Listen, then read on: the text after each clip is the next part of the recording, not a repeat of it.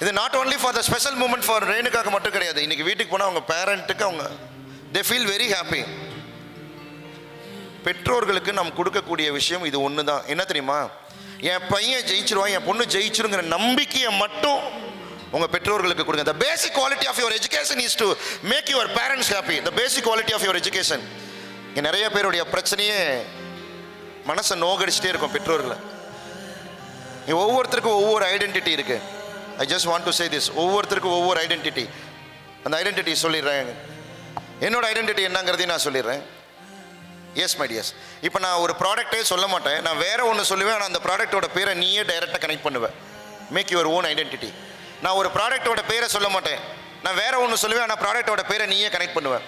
For example, டிஷும் டிஷும் அப்படின்னா டக்குன்னு ஞாபகம் வர்றது யாராவது எழுந்து கரெக்டாக சொன்னால் நல்லா இருக்கும். பாக்ஸிங் ஓகே, வேற டிஷும் டிஷும் அப்படின்னா என்ன ப்ராடக்ட் ஞாபகம் வரும் பட்டுன்னு? எஸ், டிஷும் டிஷும்னா கோல்கேட். சூப்பர், நல்லா கிளாப் பண்ணிடலாம் உங்களுக்கு. நான் கோல்கேட் வேற ஒரு ப்ராடக்ட் சொல்கிறேன். கோல்கேட், டிஷும் டிஷும் கோல்கேட். அடுத்த ப்ராடக்ட், நல்ல வேலைப்பா நீ எதுவும் செய்யல.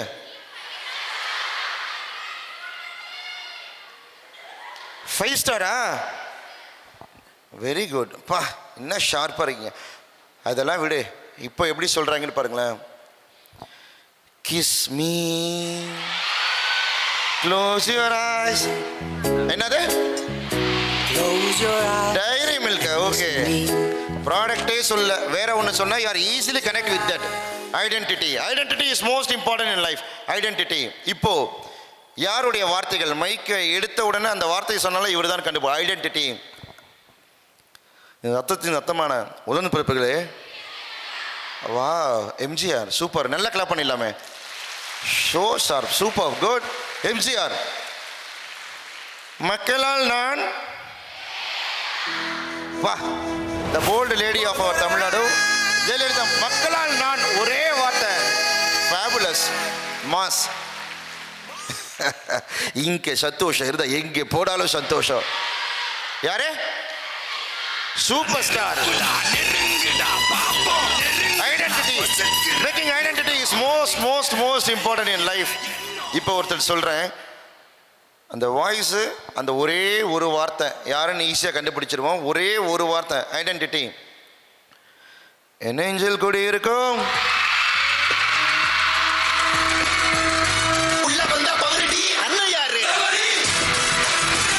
Making identity is most most most important. ஐடென்டிட்டியை உருவாக்குறது லைஃப்ல ரொம்ப ரொம்ப ரொம்ப ரொம்ப கஷ்டம். சீமடியாஸ், கார்த்திக் வேலு அண்ணா, என்னுடைய ஐடென்டிட்டி என்ன, ஐடென்டிட்டி என்ன அப்படிங்கிறது இப்போ நான் சொல்ல போகிறேன். Life is a magic. இப்போ மட்டும் இல்லை, 80 வருஷம் ஆனால் கூட லைஃப் இஸ் அ மேஜிக்னு எந்த இடத்துல எப்போ யாரோ கேள்விப்பட்டாலும் கார்த்திக் வேலு அண்ணா அப்படின்னு சொல்லி ஞாபகம் வரும். Life is a magic. இன்னைக்கு ரொம்ப எல்லாம் யங்ஸ்டர்ஸ் மத்தியில் ஆழமாக விதைச்சு லைஃப் இஸ் அ மேஜிக் எப்படின்னு சொல்லி கொண்டு வரேன். Listen this. முடிஞ்சிச்சுன்னா உங்கள் கண்ணு முன்னாடி ஸ்க்ரீன் போட்டு நான் சொல்கிறேன், இமேஜின் பண்ண. ஸ்க்ரீன் போட்டு இஃப் பாசிபிள் அடுத்த நிமிஷத்துக்கு உள்ள இருக்கக்கூடிய ஒரு மர்மம் தான் லைஃப். அடுத்த செகண்டுக்கு உள்ள இருக்கக்கூடிய ஒரு பெரிய சுவாரஸ்யம் தான் லைஃப். கேரளாவில், எஸ், கேரளாவில் ஒரு பொண்ணு படிச்சுட்டு இருக்கு.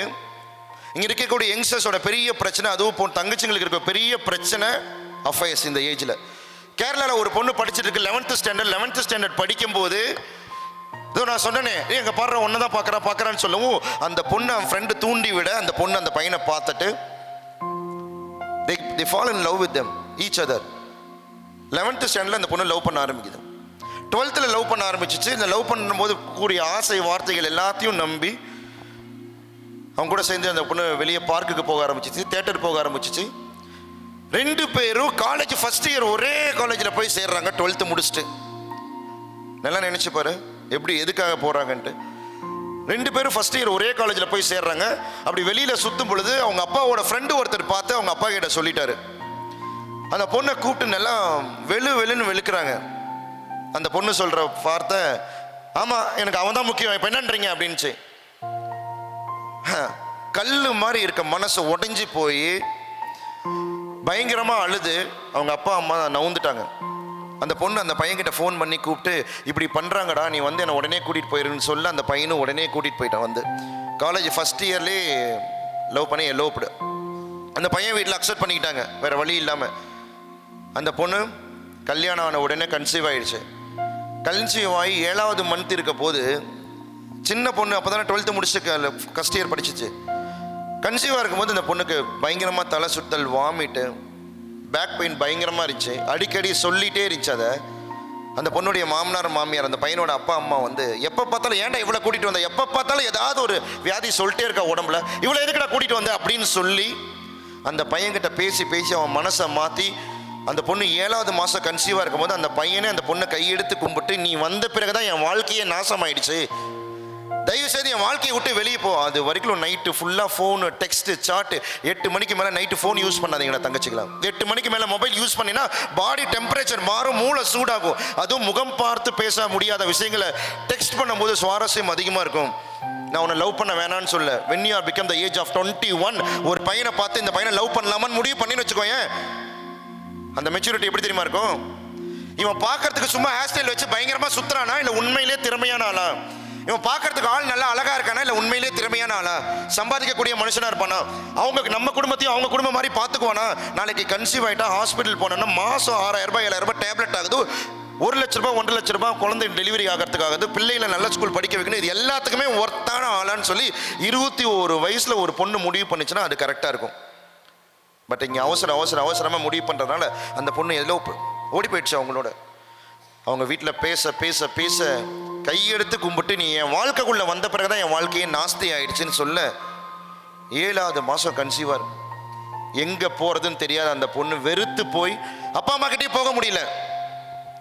ஏன்னா அவங்க மனசை கொஞ்சம் கொஞ்சமாக அணுவாக கொண்டுட்டு அந்த பொண்ணு வெளியே வந்துச்சு. எங்கே போகிறதுன்னு தெரியாமல் கிராமத்தில் இருக்க தன்னுடைய பாட்டி வீட்டுக்கு போய் அவங்க பாட்டி காலை பிடிச்சி அழுகுது. என்ன எப்படியாவது நான் மட்டும் இருந்தேன்னா நேரம் போயிருப்பேன் பாட்டி, என் வயிற்றுல குழந்தை வருது, நான் பண்ண தப்புக்கு அந்த குழந்தை என்ன பாவம் பண்ணோம், எப்படியாவது குழந்தை டெலிவரி ஆன பிறகு நான் இங்கே வீட்டை விட்டு போயிடுறேன், அது வரைக்கும் எனக்கு இடம் கொடுங்கன்னு சொல்லி பாட்டி காலில் விழுந்து அழ. அந்த பாட்டியை ரொம்ப ஏழ்மையான குடும்பம். சரிம்மா நான் இருக்கேன்னு சொல்லி வீடை போய் பாத்திரம் தைக்கிற வேலை செய்கிற அந்த பாட்டி அந்த அந்த பொண்ணை வீட்டில் வச்சிருந்து டெலிவரி ஆச்சு. பிறந்தது ஒரு ஆண் குழந்தை பிறந்து 1 மாதம் கூட ஆகலை. குழந்தைக்கு பால் கொடுக்குற அளவுக்கு கூட அந்த பொண்ணுக்கு சத்து இல்லை, சாப்பாடு இல்லை, வழி இல்லாமல் பிறந்த 25வது நாள் தான் குழந்தைய விட்டுட்டு அந்த பொண்ணு வேலைக்கு போச்சு. கேரளாவில் பீச் ஓரமாக சுண்டல் ஐஸ்கிரீம்னு சொல்லி விற்க போயிடுச்சு. பசங்க எல்லாருமே கழுகு மாதிரி அந்த பொண்ணை சுற்றி வந்தானுங்க. அந்த பக்கம் இருக்க பொறுக்கி பசங்க என்ன செய்யறதுன்னு தெரியாமல், பச்சை உடம்போட வேலைக்கு போன அந்த பொண்ணு என்ன செய்யறதுன்னு தெரியாமல், பையன் மாதிரி நம்ம மாறினா தான் நம்மளை காப்பாற்றிக்க முடியும்னு சொல்லி பசங்க மாதிரி ஹேர் கட் பண்ணி பேண்ட்டு போட்டு ஷர்ட் போட்டு அந்த பொண்ணு லைஃப் ஆரம்பிச்சு அப்படி ஓடிட்டு இருந்தது. அந்த பொண்ணு வந்து வீட்டில் டெய்லி அழுகும் அவங்க பாட்டிக்கிட்ட, என்ன பண்ணுறதுனே தெரியல பாட்டி, பசங்க இப்படி வராங்கன்ட்டு. நீ படிச்சிருக்கலம்மா, படித்த வேலைக்கு போமா, ஏமா இந்த காவாடி பசங்கிட்டலாம் போய் கஷ்டப்படுற, படித்த வேலைக்கு போ. நல்லா தான் பாட்டி படித்தேன், அந்த வீணா போனவன் என் லைஃப்பில் வந்தான், என் லைஃபே அழிச்சிட்டு போயிட்டான். என்ன படிச்சிருக்கேன், 12th தான் படிச்சிருக்கேன், இதை வச்சு எந்த வேலைக்கு பாட்டி போகிறதுன்னு. வேலை செய்கிற இடத்துல நான் பணம் வாங்கி தரமா, நீ ஏதாவது ஒன்று படித்த வேலை, நான் உயிரோடு இருக்கும் போதே நீ ஏதாவது ஒரு வேலைக்கு போயிடுவான்னு சொல்லி தன் பாத்திரம் தைக்கிற இடத்துல கடன் வாங்கி அந்த பொண்ணை படிக்க வச்சாங்க. அந்த பாட்டி காலையில் காலேஜ் போவோம் அந்த பொண்ணு, ஈவினிங் ஆனால் பீச்சில் சுண்டல் விற்கும், ஐஸ்கிரீம் விற்கும், ஈவினிங் கதிர் வித்துட்டு இருக்கும். காலையில் காலேஜ் போவோம், ஈவினிங் வந்து இந்த வேலை செய்யும். நைட்டு குழந்தைய பார்த்துக்கிட்டே காலேஜ் சேர்ந்த ஃபர்ஸ்ட் இயர்லேருந்து குழந்தைய நைட்டு பார்த்துக்கிட்டே அந்த பொண்ணு எக்ஸாம்ஸ்க்கு ப்ரிப்பேர் பண்ண ஆரம்பிச்சிச்சு. அந்த பொண்ணு அவங்களுடைய கவர்மெண்ட் எக்ஸாம்ஸ்க்கு ப்ரிப்பேர் பண்ணிச்சு, பப்ளிக் சர்வீஸ் கமிஷன் எக்ஸாம்ஸ்க்கு, post office exams, insurance, oil corporations, railway exams, கிடைக்கிற எல்லா எக்ஸாம்ஸும் ஃபர்ஸ்ட் இயர்லேருந்தே ப்ரிப்பேர் பண்ணிட்டு இருந்துச்சு. காலையில் காலேஜ், ஈவினிங் ஆனால் போய் பார்ட் டைமில் அந்த சுண்டல் விற்கிற ஜாப், நைட் ஆனால் ப்ரிப்பரேஷன் போயிட்டே இருந்துச்சு.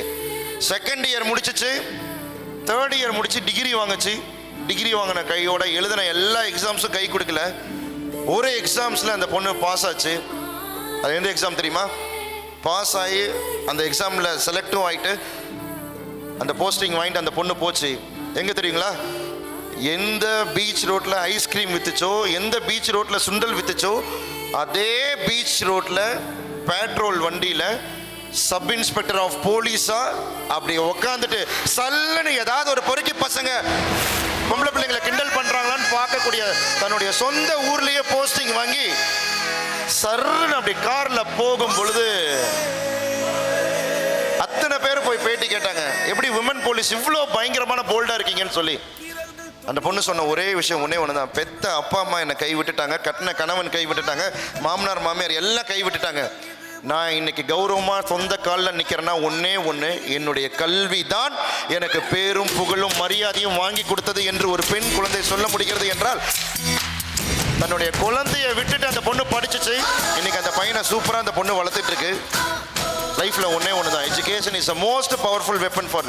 எனக்கு நிறைய பொண்ணுங்களுக்கு உங்கள் வாழ்க்கையை புரட்டி போடக்கூடிய ஒரு ஆயுதம் உங்கள் கையில் இருக்கிறது என்றால் எஜுகேஷன் தான். எத்தனையோ பேர் சொல்லுவாங்க நான் இருப்பேன். இன்னொன்று சொல்ற மாதிரி தங்கச்சிங்களா, கட்டின கணவனுக்கு ப்ரமோஷன் வந்து பணம் சம்பாதிச்சாலும் சரி, பெத்த அப்பா ப்ரமோஷனில் பணம் சம்பாதிச்சாலும் சரி, அது உங்களுக்கு மகிழ்ச்சியை தான் கொடுக்கும். நீங்கள் வாழ்க்கையில் பணம் சம்பாதிக்கும் பொழுது தான் உங்களுக்கு கௌரவத்தை கொடுக்கும். அப்பா அம்மா சம்பாதிக்கிற பணம் உங்களுக்கு சந்தோஷத்தை கொடுக்கும். ஹஸ்பண்ட் சம்பாதிச்சா சந்தோஷம் கொடுக்கும். நீங்கள் சம்பாதிக்கக்கூடிய பணம் தான் உங்களுக்கு வாழ்க்கையில் கௌரவத்தை கொடுக்கும்.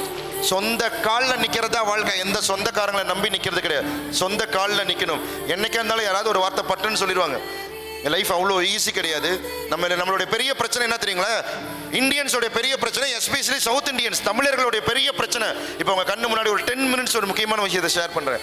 பெரிய பிரச்சனை என்ன தெரியுங்களா, இருக்கும்போது ஒன்று விட்டுருவோம், இல்லாதப்ப தலையா அடிச்சுக்கிட்டு அழுது புலம்பி ஐயோ மிஸ் பண்ணிட்டேனே. இப்போ நான் இந்த இடத்துல கேட்குறேன், how many of you feel this? ஏன்னா நான் 10th நான் மிஸ் பண்ணிட்டேன், இப்போ நான் 10th படித்தா இன்னும் கொஞ்சம் நல்ல மார்க் வாங்குவேன் அப்படின்னு சொல்கிறோம், கை தூக்கு.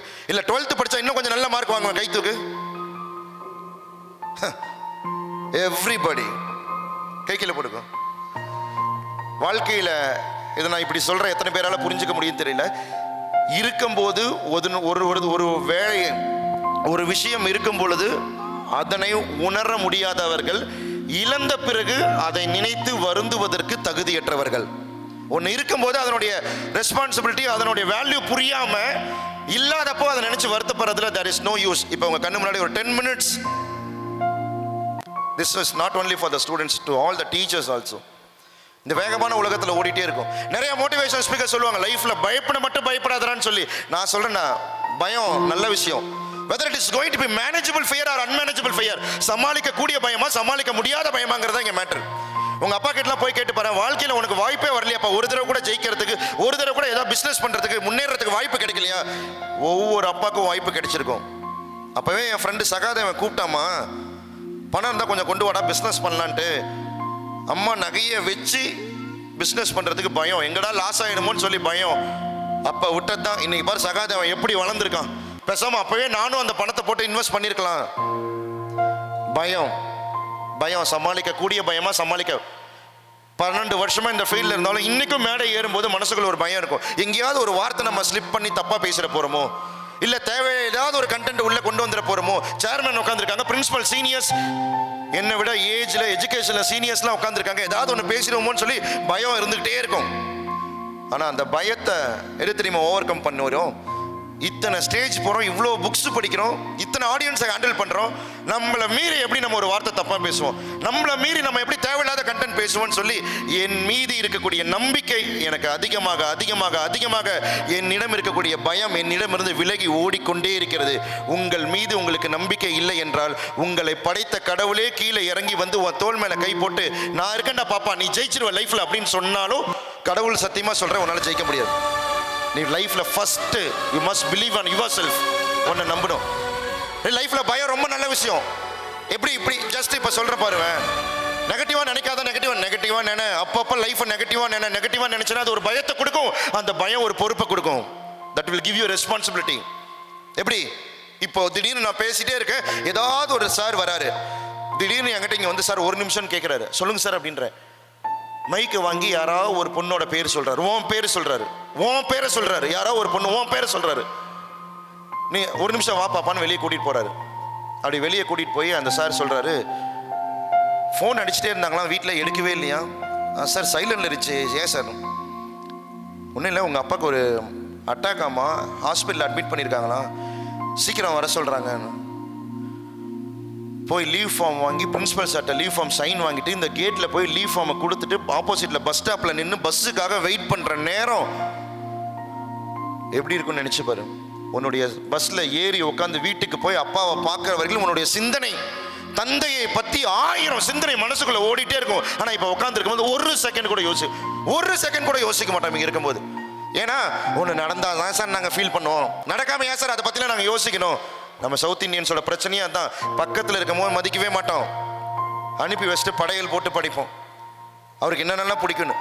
பக்கத்தில் இருக்கும்போது ஒன்று இருக்கும் பொழுதே அதனுடைய மதிப்பை உணர தெரிகிறது என்றால் நீங்கள் வாழும் பொழுதே பூமியில் சொர்க்கத்தில் இருக்கிறீர்கள்னு அர்த்தம். ஒன்று இருக்கும்போது அதனுடைய வேல்யூ நம்ம உணர்றது, அந்த பெரிய பிரச்சனை. ஸ்கூலை விட்டு வந்த பிறகு ஸ்கூல் லைஃப் எவ்வளோ சொல்கிறேன், எத்தனை பிள்ளை கண்ணீர் விட்டு அழுற.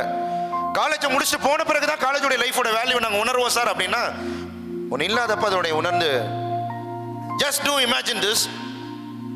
ஒரு மனுஷன் எப்பவுமே காலையில ஷார்ப்பா 6 மணிக்கு எந்திரிப்பாரு. ஷார்ப்பா அப்படி எந்திரிச்சு உட்காந்து 6 மணி எக்ஸாக்டா அப்படி எழுந்து நேரா டாய்லெட் போய் பிரஷ் பண்ணி குளிச்சுட்டு நேரா வந்து அவருக்கு ரொம்ப ரொம்ப பிடிச்ச கடவுள் விநாயகர், அந்த விநாயகர் கிட்ட மண்டிக்கிட்டு 5 நிமிஷம் அந்த விநாயகர் கிட்ட பிரேயர் பண்ணுவார்.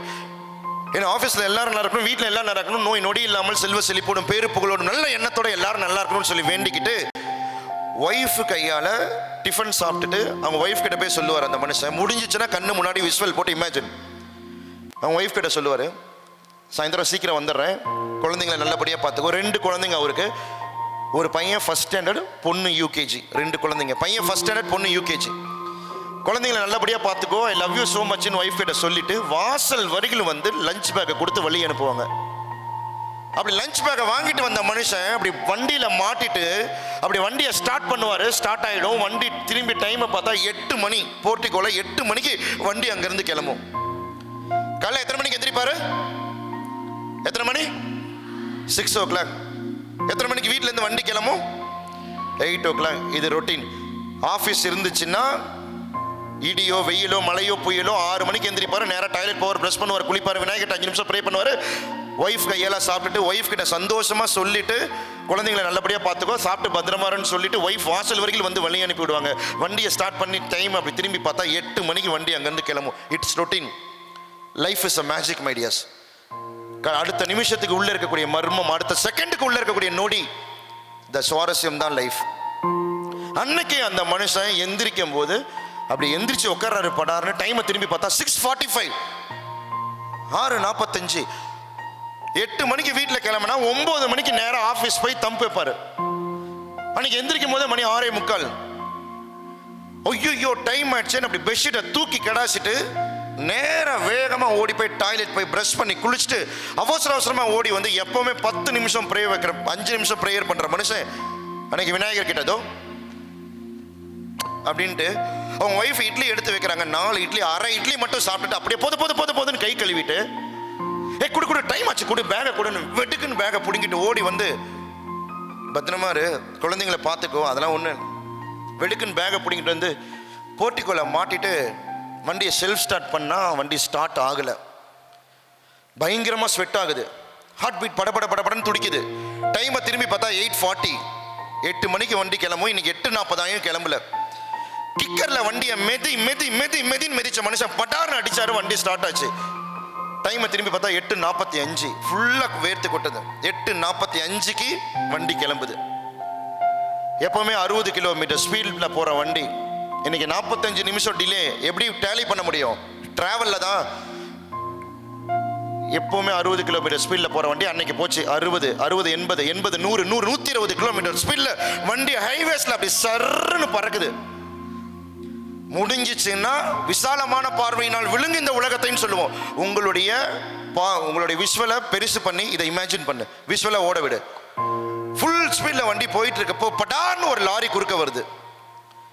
பிரேக் பிடிக்க முடியாம தடுமாறுற மனுஷன் அதே ஸ்பீடில் போய் வண்டி மேல பட்டுன்னு மோதி ஹைவேஸ்ல ஸ்லோ மோஷன்ல அப்படி பின்னாடி விழுறாரு.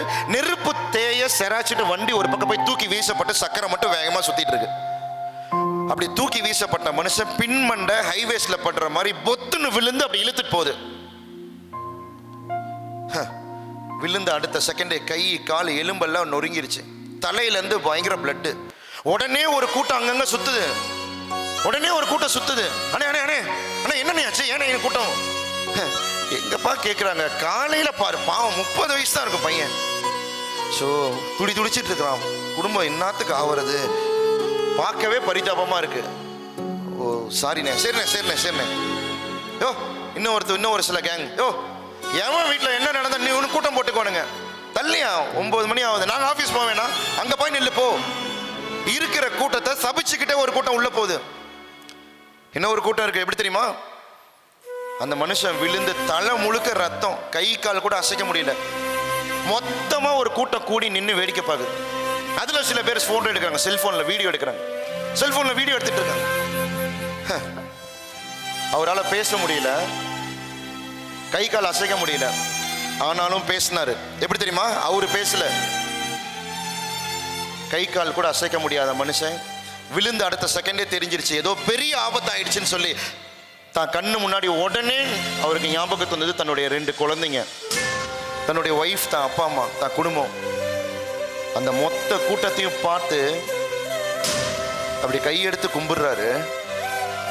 கையெடுத்து அப்படி மெல்ல கையை தூக்கி இப்படி கும்பிடுறாரு. அவரு பேச முடியல, வாயில இருந்து அவர் கண்ணுல இருந்து வந்த கண்ணீர் பேசிச்சு. அப்படி கண்ணில் ஓரமா அந்த கண்ணீர் பேசிச்சு. நான் தெரியாம வந்துட்டேன் வேகமா. எனக்கு யாராவது ஒரே ஒரு வாய்ப்பு இந்த பூமியில வாழ்றதுக்கு வாய்ப்பு கொடுங்க. எனக்கு 2 குழந்தைங்க, என் குழந்தைங்களோட நான் வாழணும். எனக்கு யாராவது ஒரே ஒரு தடவை வாய்ப்பு கொடுங்களேன் ப்ளீஸ். என்னை யாராவது ஹாஸ்பிட்டல் கூட்டிட்டு போய் என்னை காப்பாத்திருங்களேன்னு சொல்லி அந்த கண்ணுல இருந்து வர்ற கண்ணீர் பேசிச்சு. அப்படி கண்ணீர் வர வர வர ஒரு இடத்துல கண்ணீர் பட்டுன்னு ஸ்டாப் ஆகி நின்றுச்சு. அந்த இடத்துலயே அவர் உயிர் பிரிஞ்சிச்சு. அப்படி உயிர் போனோன்னா அப்படியே தூக்கி வீட்டில் கொடுத்துட மாட்டாங்க, என்னங்க உடம்புன்னு சொல்லி. ஆக்சிடென்ட்ல இறந்தா எஃப்ஐஆர் போட்டு ஜிஹெச்சுக்கு எடுத்துட்டு போய் உடம்பெல்லாம் கிழிச்சு உள்ள இருக்க பார்ட்ஸ் எல்லாம் எடுத்து பஞ்சு வச்சு தைச்சு பொட்டெல்லாம் கட்டி போஸ்ட்மார்ட்டம் பண்ணி கொடுப்பாங்க, முகம் மட்டும் தெரியுற மாதிரி. அப்படிதான் கொடுத்தாங்க. லைஃப்ல ஃபர்ஸ்ட் டைம் அந்த உடம்பு வீட்டுக்கு போச்சு. இறந்த பிறகு இறந்தவருடைய ஆன்மா கொஞ்ச நேரம் அங்கே இருக்குன்னு சொல்லுவாங்க. வாழ்க்கையில முதல் தடவை அந்த உடம்பு வீட்டுக்குள்ள போச்சு. சத்தியமா சொல்றேன், காலையில 8:45 அந்த மனுஷன் வண்டியை ஸ்டார்ட் பண்ணி வீட்டை விட்டு கிளம்பும் போது தெரியாது சாயந்தரம் 4:30 மணிக்கு உடம்பு மட்டும் தான் வீட்டுக்கு வரும்னு. அடுத்த நொடிக்கு உள்ளே இருக்கக்கூடிய மர்மம் லைஃப் அப்படி போச்சு. எப்படி தெரியுமா? வாழ்க்கையில முதல் தடவையா அந்த உடம்பை 4 பேர் தூக்கிட்டு உள்ள போறாங்க. பின்னாடியே அந்த மனுஷனுடைய ஆன்மா தனியா போகுது. அந்த ஆன்மா தனியா நடந்து போகுது. Just imagine this. உடம்பு தனியா அந்த வீட்டுக்குள்ள போகுது, பின்னாடியே இறந்தவருடைய ஆன்மா தனியா அந்த வீட்டுக்குள்ள போகுது. அந்த உடம்ப தூக்கிட்டு போய் வீட்டுக்குள்ள வச்சா, ஐயா எங்க ராசா வந்துட்டா, என் குலதெய்வம் வந்துருச்சு, எங்க ஐயா வந்துட்டாருன்னு தலையை அடிச்சு கூச்சல் இட்டுட்டு ஒரு கூட்டம் அந்த உடம்ப சுத்துது. எப்பவுமே அவங்க அப்பா வந்த உடனே அவங்க அம்மா போய் 2 குழந்தைங்களையும் கூப்பிடுவாங்க. அப்பா வந்துட்டாங்க வாங்க ஓடி வாங்கன்னு சொல்லி 2 குழந்தைங்களும் சந்தோஷமா ஓடி வருங்க. அன்னைக்கு தன்னுடைய தந்தை இறந்தது கூட தெரியாமல் அந்த 2 குழந்தைங்களும் விளையாடிட்டு இருக்கு. அவங்க சொந்தக்காரங்களில் ஒருத்தர் போய் கூப்பிடுறாரு. அவங்க சொந்தக்காரங்களில் ஒருத்தர் போய் உங்க அப்பாவை கொண்டு வந்துட்டாங்க வாங்கன்னு சொல்லி, உங்க அப்பாவை எடுத்துட்டு வந்துட்டாங்க வாங்கன்னு சொல்லி அவங்க சொந்தக்காரங்க 2 குழந்தைங்களோட கையை பிடிச்சி உள்ள கூட்டிட்டு வந்து மொத்த கூட்டத்தையும் நவுத்தி விட்டு முன்னாடி நிக்க வை, அவங்க அப்பா கிட்ட நிக்க வைக்கிறாங்க. அந்த ஃபர்ஸ்ட் ஸ்டாண்டர்ட் படிக்கிற பையன், எல்கேஜி படிக்கிற பொண்ணு, அம்மா தாத்தா பாட்டி கதறி அழுகிறத பார்த்து அந்த குழந்தைங்க பயந்து போய், அப்பா பயமா இருக்குப்பா, அப்பா எந்திரிப்பா, அப்பா பயமா இருக்கு, அப்பா எந்திரிக்கப்பா, பயமா இருக்குப்பா, எந்திரிக்கப்பான்னு சொல்லி காலை பிடிச்சி உலுக்கி அழுக. அவருடைய மனைவி, என்னங்க குழந்தை அழுவது எந்திரிங்க, குழந்தை அழுது அழக்கூடாதுன்னு சொல்லுவீங்களே, எந்திரிங்க எந்திரிங்க, விட்டுட்டு போயிட்டு எந்திரிங்க, பிள்ளை அழுவதை எந்திரிங்க, பிள்ளைங்களுக்கு நான் என்னங்க பதில் சொல்லுவேன், எந்திரிங்க, ஆயுசுக்கு கூட இருப்பேன்னு சொல்லி அக்னி சாட்சியா 1000 பேர் முன்னாடி தாலி கட்டி என்னை கூட்டிட்டு வந்தீங்களே, இப்படி தனியா விட்டு போயிட்டு எந்திரிங்க எந்திரிங்க எந்திரிங்கன்னு சொல்லி அடிச்சு எழுப்புறாங்க. அவங்க அம்மா ஒரு பக்கம் அழுகுறாங்க. ஒரு பையனுடைய வெற்றியை பார்த்து ஊரா சொல்லி பெருமை பேசி ஆனந்த கண்ணீர் விட வேண்டிய என்ன இப்படி பாதியிலே விட்டு போயிட்டு இனிமே நான் என்னையா பண்ணுவேன்னு சொல்லி அவங்க அம்மா ஒரு பக்கம். அதை விட அவருடைய அப்பா இறந்தவருடைய அப்பா அவர் தலைமாட்டுக்கு பின்னாடி நின்று அவர் தலையை கோதி விட்டு, எங்க கூட வாழ்ந்த வாழ்க்கைலாம் போதுன்ட்டு போயிட்டியா சாமி, ஐயா எந்திரியா. ஒரு உலகத்திலேயே கொடுமையான விஷயம் பெத்த பிள்ளைக்கு ஒரு அப்பா கொல்லி வைக்கிறது. அந்த கொடுமையை எனக்கு கொடுத்து எந்திரி சாமின்னு சொல்லி அவர் நெத்தியில முத்தம் கொடுத்து அழுகிறாரு. மொத்த கூட்டமும் அழுக அழுக அழுக மேல உட்காந்து வேடிக்கை பார்த்த ஆன்மா வேகமா ஓடி வந்து மொத்த கூட்டத்தையும் தள்ளி விட்டு அந்த 2 குழந்தைங்களையும் கட்டி பிடிக்குது அந்த ஆன்மா. டே அம்மு, உங்களை விட்டு அப்பா எங்கடா போவேன்? டே அப்போ அழுவ கூடாது, அப்பா எங்கேயும் போகல, உங்க கூட தாண்டா இருப்பேன்னு சொல்லி கட்டி பிடிச்சி முத்தம் கொடுக்குது. ஆனா உணர முடியல. ஆன்மா தொடுதல் எப்படி உணர முடியும்? அவங்க ஒய்ஃப் தலையை அடிச்சுக்க அவங்க ஒய்ஃப் கிட்ட முகத்தை, நான் இங்க இருக்கேன் பாருமா, அம்மா நான் இங்க இருக்கேன், இங்கே பாரு, அது என் உடம்பு, நான் இங்க இருக்கேன் பாருன்னு சொல்லி அவங்க அம்மா கிட்ட, அம்மா உனக்கு கூட அம்மா நான் தெரியல, அம்மா நான் இங்க நிக்கிறேன் பாருமா, அம்மா பிள்ளை இங்க நிக்கிறேன் பாருன்னு சொல்லி அவன் ஆன்மா உழுக்க, என்ன அவ்வளோ பிடிக்குமாப்பா, இப்போ நீங்க அழுது நான் பார்த்ததே இல்லைப்பா, அப்பா அழாதப்பா, உன்னை விட்டு நான் எங்கப்பா போவேன், அப்பா ப்ளீஸ் அழாதப்பான்னு சொல்லி அவருடைய கண்ணீரை துடைக்குது அந்த ஆன்மா. யாராலே உணர முடியல. தன்னுடைய குடும்ப நபர்கள் கதறும் போது அந்த ஆன்மாக்கு நெஞ்சு வலிக்குது. இந்த நெஞ்சு வலியோட வீட்டை விட்டு வெளியே போயிடலான்னு அந்த ஆன்மா வீட்டை விட்டு வெளியே வந்தா, எப்பவுமே அவங்க வீடு சின்ன சின்ன பூச்செடியில வச்சு ரொம்ப அழகா இருக்கும், குழந்தைங்க விளையாட இடம் இருக்கும்.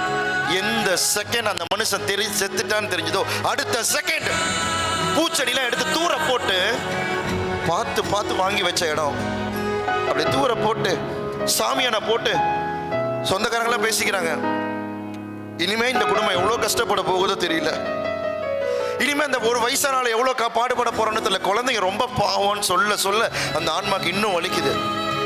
நெஞ்ச பிடிச்சிட்டு இதெல்லாம் கேட்க கூடாது, எங்கேயோது போயிடலான்னு சொல்லி அந்த ஆன்மா நெஞ்ச பிடிச்சி கதறி அழுதுகிட்டு அந்த தெருவை விட்டு ஓடலான்னு வேகமா ஓடுது. அப்படி ஓடும் பொழுது அந்த தெருவோட எட்ஜில் ஒரு மனுஷன் நிக்கிறான், 6 அடி உயர ரோஜா மலையோட. யாருன்னு நினைச்சா, தான் வாழும் பொழுது உயிரோடு இருக்கும் பொழுது அழிக்க வேண்டும் என்று நினைத்த எதிரி.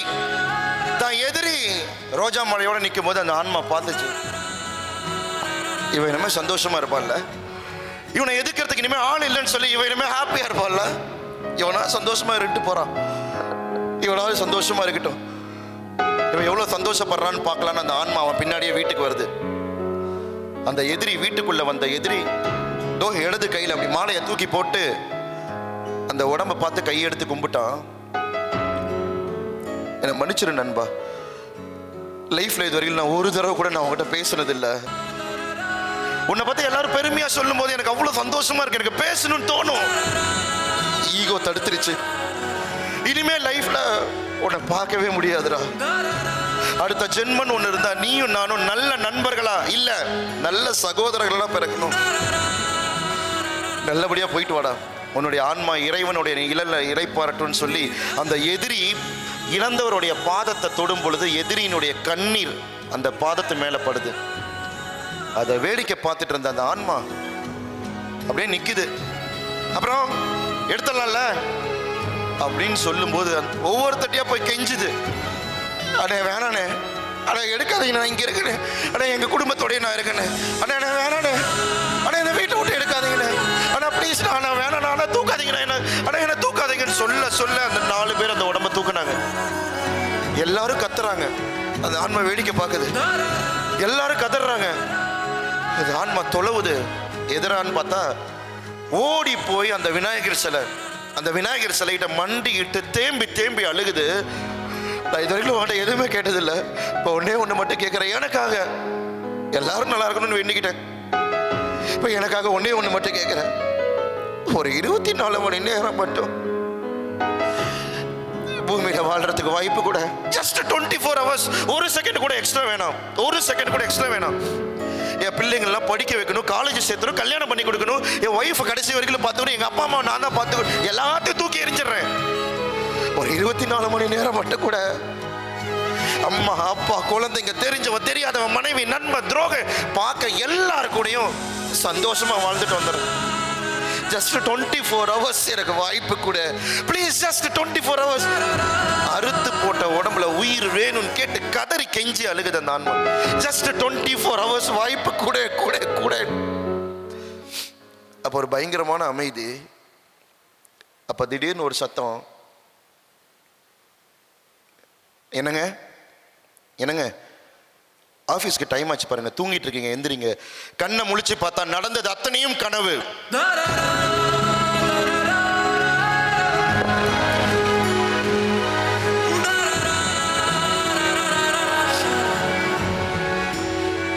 எந்திரிச்சு உட்காந்தோன்னே டைம் பார்த்தா 6:10. தான் இன்னும் உயிருடன் தான் இருக்கிறேன் என்பதை உணர்ந்த மனுஷன் வேகமா ஓடி போய் படிக்கட்டில் இறங்கி அப்படி கதவை திறந்து பார்த்தா அம்மா அப்பா குழந்தைங்க தூங்குறாங்க. அதே 6:10க்கு ஓடி வந்து அந்த விநாயகர் கிட்ட மண்டிக்கிட்டு தேம்பி தேம்பி அழுது நன்றி சொன்னான். எதுக்கு? 24 மணி நேரம் இந்த பூமியில வாழ வாய்ப்பு கொடுன்னு கேட்டேன். ஆனா என்னோட இறுதி செகண்ட் என்னைக்குன்னு தெரியாத அளவுக்கு எனக்கு வாய்ப்பு கொடுத்துருக்கு. இனிமேல் விட்டுற மாட்டேன். ஒவ்வொரு உறவுகளையும் கொண்டாடுவேன், ஒவ்வொரு உணர்வுகளையும் புரிஞ்சுக்குவேன், எந்த கெட்ட விஷயத்துக்குள்ளேயும் போக மாட்டேன், அடுத்தவங்களை பத்தி புறம் பேச மாட்டேன். இனிமேல் வரக்கூடிய ஒவ்வொரு செகண்டும் லைஃப்ல சந்தோஷமா அடுத்தவங்களுக்கு உதவி செஞ்சு என்னோட குடும்பத்தை நல்லா பார்த்துக்குவேன்னு சொல்லி அந்த நாள், அந்த நிமிடம், அந்த நொடி அந்த மனிதனுடைய வாழ்க்கை மாற ஆரம்பித்தது என்று சொன்னால் இங்க நிஜங்கள் மட்டும்தான். நடந்து முடிஞ்ச ஒரு விஷயம் உங்க லைஃபை மாத்தும்னா நம்பவே நம்பாதீங்க. ஏதாவது சொல்லிடுவாங்களோன்னு சொல்லி பயம், யாராவது ஏதோ நினைச்சிருவாங்களோன்னு சொல்லி பயம். மை டியர் தங்கச்சிகளா, உண்மையா சொல்றேன், கடல் மாதிரி இரு, கடல் மாதிரி இரு. உன் மீது கல் எடுத்து தூக்கி வீசப்பட்டால், கடல் மீது கல் வீசப்பட்டால் கற்கள் காணாம போகும், கடலுக்கு வலிக்காது. கடல் மாதிரி இரு. எப்படி தெரியுமா? ஒரு சின்ன குழந்தை கடல்ல விளையாடிட்டு இருக்கு. அந்த கடல் அலை வந்து அந்த குழந்தையோட செருப்பு அடிச்சிட்டு போயிடுச்சு. தேம்பி தேம்பி அழுது அந்த குழந்தை கடற்கரையோட இருக்க ஒரு கல்லை எடுத்து எழுதுது. என்ன தெரியுமா? இது ஒரு திருட்டு கடல் வல்லியம், இது ஒரு திருட்டு கடல், என்னுடைய செருப்பை திருடிட்டு போன திருட்டு கடல் அப்படின்னு சொல்லி எழுதிட்டு அந்த சின்ன பையன் அப்படி கல்லை தூக்கி வீசி போட்டு அழுதுட்டே போறான். அடுத்த கொஞ்ச நேரத்துல 2 பேர் குளிக்க வராங்க. கடல் உள்ள ஆழத்துல போய் குளிக்க போறாங்க. கால் மேல ஏதாவது கல்லு மாதிரி மோதுது. அப்படி என்னடா இருக்குன்னு சொல்லி எடுத்து பார்த்தா கை நிறைய முத்து கிடைக்குது. அவ்வளோ சந்தோஷம் அவங்களுக்கு. அவ்வளோ முத்துக்கள் அள்ளிட்டு சந்தோஷமா ஓடி வர்றாங்க. அப்போ ஒரு கல் கிடைக்குது. இதோ அந்த பையன் தூக்கி வீசின அந்த கல், அதே கல்லை எடுத்து அங்க அவர் எழுதுறாரு, இது வாரி வழங்கும் கடல் அப்படின்னு எழுதுறாரு. முத்துக்களை கொடுத்ததுனால வாரி வழங்கும் கடல்னு எழுதிட்டு அந்த கல்லை தூர வீசிட்டு போறாரு. அடுத்த கொஞ்ச நேரத்துல 4 மீனவர்கள் வந்து மீன் பிடிக்க வராங்க. கடல் உள்ள ஆழத்துல போறாங்க. அப்படி தூக்கி போடுறாங்க, அப்படி தூக்கி வீசுறாங்க. அப்படி வீசினா நிறைய விலை உயர்ந்த மீன்கள் கிடைக்குது, நிறைய விலை உயர்ந்த மீன்கள் கிடைக்குது. அவ்வளோ மீன்களோடு வெளியே வந்த அந்த மனுஷன் வெளியே வரும் பொழுது அங்க ஒரு கல் இருந்துச்சு. இதோ அவர் தூக்கி வீசின அந்த கல், அந்த கல்லை எடுத்து அந்த கல்லுல எழுதுறாரு அவரு, இது ஒரு குபேர கடல், இது குபேர கடல். எனக்கு நிறைய முத்துக்களை கொடுத்த குபேர கடல், மீன்களை கொடுத்த குபேர கடல் எழுதுறாரு. எழுதிட்டு அந்த கல்லை தூக்கி வீசிட்டு போறாரு. அடுத்த கொஞ்ச நேரத்துல ஒரு தாயும் ஒரு குழந்தையும் விளையாடிட்டு இருக்காங்க. அந்த கடல் அலை வந்து அந்த குழந்தைய தாயினுடைய கண் எதிரிலே அடிச்சிட்டு போயிடுச்சு. கதறி கதறி அழுது அந்த தாய் அழுது முடிச்சுட்டு வெளியே வரும்போது அங்க ஒரு கல் கிடக்குது. அந்த மீனவர் தூக்கி வீசிய கல். அந்த கல்லை எடுத்து அந்த தாய் எழுதுறா, இது ஒரு கொலகார கடல். கல்லை தூக்கி வீசிட்டாங்க. ஃபர்ஸ்ட் அந்த பையன் திருட்டு கடல்னு எழுதி விட்டான். 2வது வந்தவர் குபேர கடல், 3வது வந்தவர் இது வாரி வழங்கும் கடல், 4வது இருந்த அந்த தாய் எழுதுறா, இது ஒரு கொலகார கடல். எழுதிட்டு கல்லை தூக்கி போட்டு போயிட்டாங்க. மை டியர் தங்கச்சிகளா, உங்ககிட்ட ஒண்ணு சொல்றேன். நிறைய பேருடைய பிரச்சனையை அடுத்தவங்க நம்மளை ஏதாவது விமர்சனம் சொல்லிடுங்களோன்னு நினைக்கிறேன். கடல் மாதிரி இரு. ஒரு பக்கம் திருட்டு கடல், ஒரு பக்கம் குபேர கடல், ஒரு பக்கம் வாரி வழங்கும் கடல், ஒரு பக்கம் கொலகார கடல். கடலுக்கு 1000 பேர் வச்சாங்க. அடுத்த கொஞ்ச நேரத்துல எந்த சத்தமும் இல்லாமல் வழக்கம் போல அந்த கடல் அலை வந்து மொத்த எழுத்துக்களையும் அழிச்சிட்டு தன்னுடைய இயல்பான வேலையை தொடர்ந்து செஞ்சுக்கிட்டே இருந்தது. நீங்கள் உங்களுடைய இயல்பான வேலையை தொடர்ந்து செஞ்சுக்கிட்டு முன்னேறிட்டு போயிட்டே இருங்க. யார் என்ன சொன்னாலும் இந்த காதலை வாங்கி இந்த காதலை விட்டுட்டு போயிட்டே இருங்க. ஏன்னா இந்த உலகம் ஜெயிச்சிருவன் சொன்னா கேட்காது, ஆனா ஜெயிச்சவன் சொன்னா கேட்கும். ஒரு உயரம் பறக்க பறக்க பறக்க கல் எடுத்து அடிச்சுட்டே இருப்பாங்க. அந்த உயரத்தை தாண்டின பிறகு அவங்க கல்லு உன் மேல படாத உயரம் பறந்துட்ட அப்படின்னு வச்சுக்கோங்க, அந்த கல்லை கீழே போட்டு கைத்தட்ட ஆரம்பிச்சிருவாங்க. இதுக்கு பேர் தான் விடாமுயற்சின்னு சொல்லி. இங்க லைஃப் இஸ் அ மேஜிக்.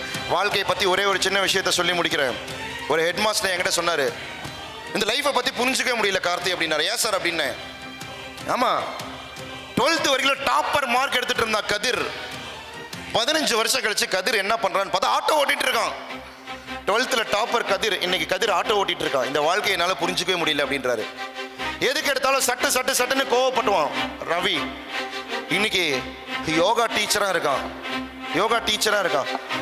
ஆள் பார்க்கறதுக்கு நல்லா அழகு பொண்ணா இருப்பான் நந்தினி. இன்னைக்கு என்னன்னு பார்க்குற, ஒரு கடையில் உடம்பெல்லாம் ரொம்ப மெலிஞ்சு போய் தோற்றெல்லாம் மாறி இன்னைக்கு ஒரு கடையில் பில் போடுற வேலை செஞ்சுட்டு இருக்கா நந்தினி. எப்போ பார்த்தாலும் என்ன வடிகிற முகத்தோடு வாயில இங்கிலீஷே பேச வரலன்னு கிளாஸ்ல எவ்வளவோ அவமானப்படுத்தியிருப்போம் ரேகாவை. இன்னைக்கு ரேகா ஆண்டர்பிரனரா ஃபாரினா சுத்திட்டு இருக்கா ரேகா. இந்த வாழ்க்கையை என்னால் புரிஞ்சிக்கவே முடியல கார்த்திக் அப்படின்னு சொல்லி சொன்னாரு. கட்டடிச்சுட்டு சினிமாக்கு போறக்கூடிய பையன் இன்னைக்கு ஒரு கல்லூரியில் ப்ரொஃபஸராக இருக்கான். இந்த வாழ்க்கையை என்னால் புரிஞ்சிக்கவே முடியல Karthik. Yes my yes, life is a magic. இங்கே யாருடைய லைஃப் எந்த டைமில் எப்போ மாறும்னு தெரியவே தெரியாது. அடுத்த நிமிடத்திற்கு உள்ளே நொழிந்திருக்கக்கூடிய ஒரு பெரிய மர்மம், தட் இஸ் லைஃப். அடுத்த செகண்டுக்கு உள்ளே இருக்கக்கூடிய ஒரு பெரிய மர்மம், தட் இஸ் லைஃப். நல்லா பேசுகிறேன்னா போர் அடிக்குதா?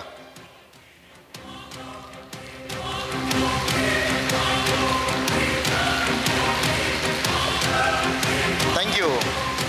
இல்லை நான் பேசிகிட்டே இருந்தேன்னா ரீச் ஆயிடுச்சா? ஓகே. அடுத்து ஒரு முக்கியமான ஒரு 10 to 15 minutes ஒரு முக்கியமான விஷயத்தை ஷேர் பண்ணணும்னு நினைக்கிறேன். டைம் எடுத்துக்கிட்டோமா? முடிச்சிடலாமா? டைம் எடுத்துக்கலாமா? எஸ் சார் ஆர் எஸ் அண்ணா? இதெல்லாம் பார்க்கும்போது எனக்கு ஒரு விஷயம் சொல்லணும்னு தோணுது. அதை நானா சொல்லாமல் வேற ஒருத்தர் வாய்ஸில் சொன்னால் எப்படி இருக்கும் அப்படின்னா,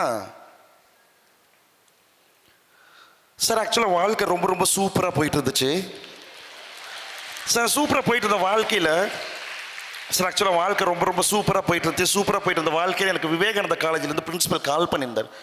சார் நீங்கள் வாங்க வந்து பண்ணுங்க, எங்கள் பசங்களுக்கு ரொம்ப பிடிக்கும் உங்களுடைய ப்ரோக்ராம் அப்படி சொல்லி. சத்தியமாக சொல்கிறேன், எனக்கு பூமி பிடிக்கும், வானம் பிடிக்கும், நிலா பிடிக்கும், சூரிய பிடிக்கும், ரஜினி பிடிக்கும், கமல் பிடிக்கும், விஜய் பிடிக்கும், அஜித் பிடிக்கும். விவேகானந்தா காலேஜ்லேருந்து இந்த பக்கம் கைத்தறல் சத்தம் வந்தால் ரொம்ப பிடிக்கும், இந்த பக்கம் அந்த கைத்தறல் சத்தம். Love you so much.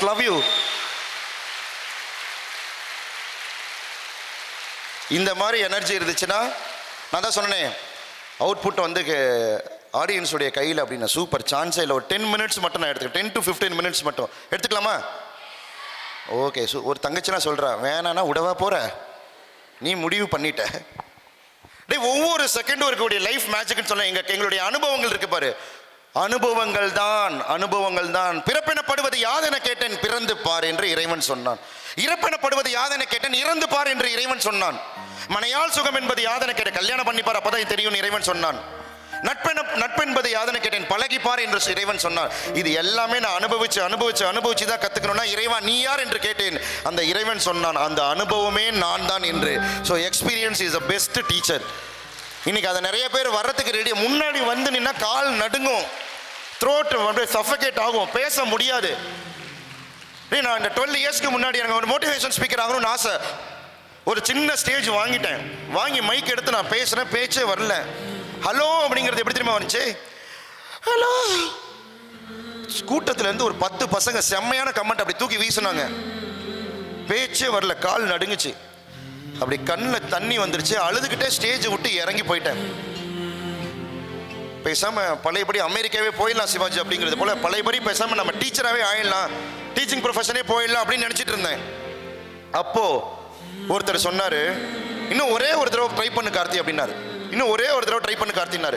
அவருடைய பேச்சை கேட்டேன், அவர் சொன்னதை கேட்டேன்.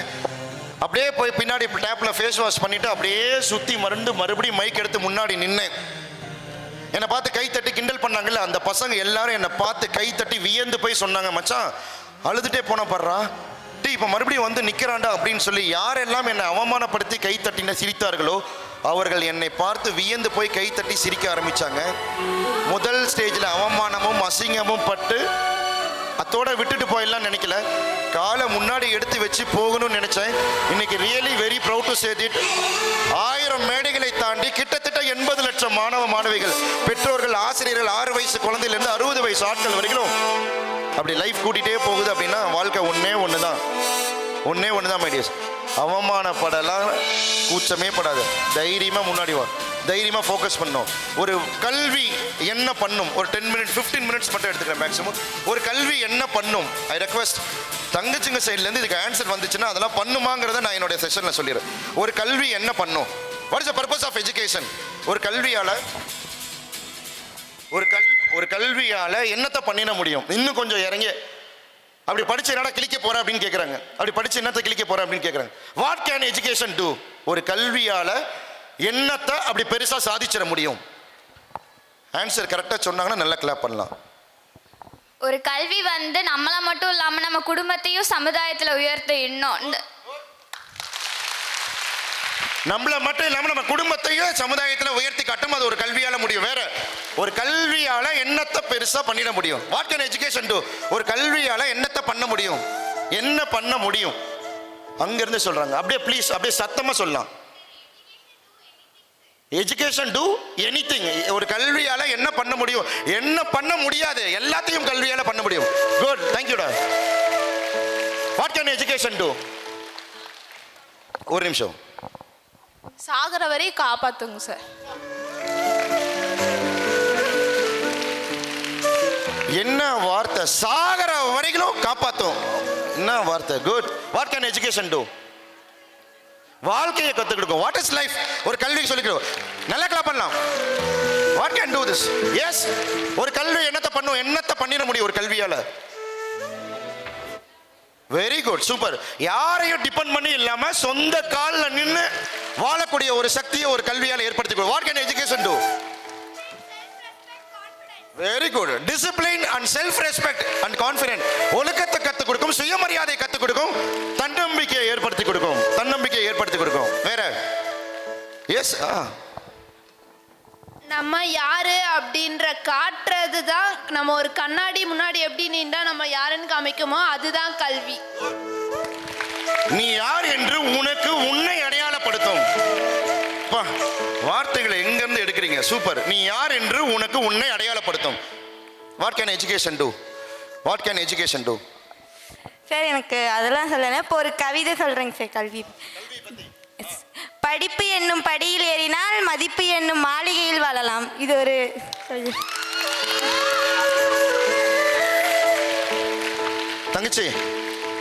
தங்கச்சி இந்த கவிதை நல்லா இருக்கு. நான் எடுத்துக்கிட்டுமா அடுத்த ப்ரோக்ராமுக்கு? ஓகே, போற இடத்துல யூஸ் பண்ணிக்கலாம். எஸ், மதிப்பு என்னும் மாளிகையில் வாழ வைக்கும். Okay, good, super. வேற? பேரு சம்பாதிக்கும், சுயமரியாதையை சம்பாரிச்சு கொடுக்கும், ஊரார் மத்தியில் பெருமையை வாங்கி கொடுக்கும், குடும்பத்தினுடைய அடையாளத்தை மாற்றும், சாகர வரைக்கும் ஒரு பெருமையான ஒரு சந்தோஷமான வாழ்க்கையை, நிம்மதியான வாழ்க்கையை கொடுக்கும். இன்னும் யாராவது ஒரே ஒருத்தர் சொல்லிட்டீங்கன்னா அது பண்ணுமான்னு நான் சொல்லி. எஸ், சத்தமா. வாழ்க்கையினுடைய வெரி குட், சூப்பர். பேரண்டோடைய லைஃபையே ஃபுல்ஃபில் பண்ணோம். வெரி குட் பா. பேரண்டோட லைஃபை ஃபுல்ஃபில் பண்ணோம். சத்தமா. Sorry, teach reality of life. வாழ்க்கையினுடைய உண்மையான முகத்தை என்னங்கிறது இந்த கல்வி கற்றுக் கொடுக்கும். வாழ்க்கையினுடைய உண்மை என்ன, உண்மையினுடைய யதார்த்தத்தை இந்த கல்வி கற்றுக் கொடுக்கும். இதெல்லாம் கற்றுக் கொடுத்துச்சாங்கிறது ஒரு 10 மினிட்ஸ்ல முடிக்க போறேன். What can education do? சாரிமா. ஓகே, தட் அவங்க சொல்லிட்டாங்க. நீ யார் அப்படிங்கிறது உனக்கு அறிமுகப்படுத்தும். இதெல்லாம் கல்வி பண்ணும். அப்படின்னா பண்ணுமா அப்படிங்கிறது இங்கே ஒவ்வொருத்தரும் ஒவ்வொரு எக்ஸாம்பிள் சொல்லுவீங்க. ஃப்ரம் அப்துல் கலாம் ஐயாவில் ஆரம்பித்து சச்சின் டெண்டுல்கர்லேருந்து தோனியிலேருந்து ஒவ்வொரு சூப்பர் ஸ்டார் ரஜினிகாந்த்லேருந்து இங்கே ஒவ்வொருத்தரும் ஒவ்வொரு மோட்டிவேஷன் ஸ்பீக்கருங்கும் போது நிறைய பேர் இப்படி பண்ணியிருக்காங்க அப்படி பண்ணியிருக்காங்கன்னு சொல்லுவாங்க. ஆமாவா? அதெல்லாம் பண்ணும்போது இட்ஸ் இன்ஸ்பிரேஷன். அப்படியே ஒருத்தன் நின்று பேசினா எப்படி இருக்கும்னா, let me tell you this.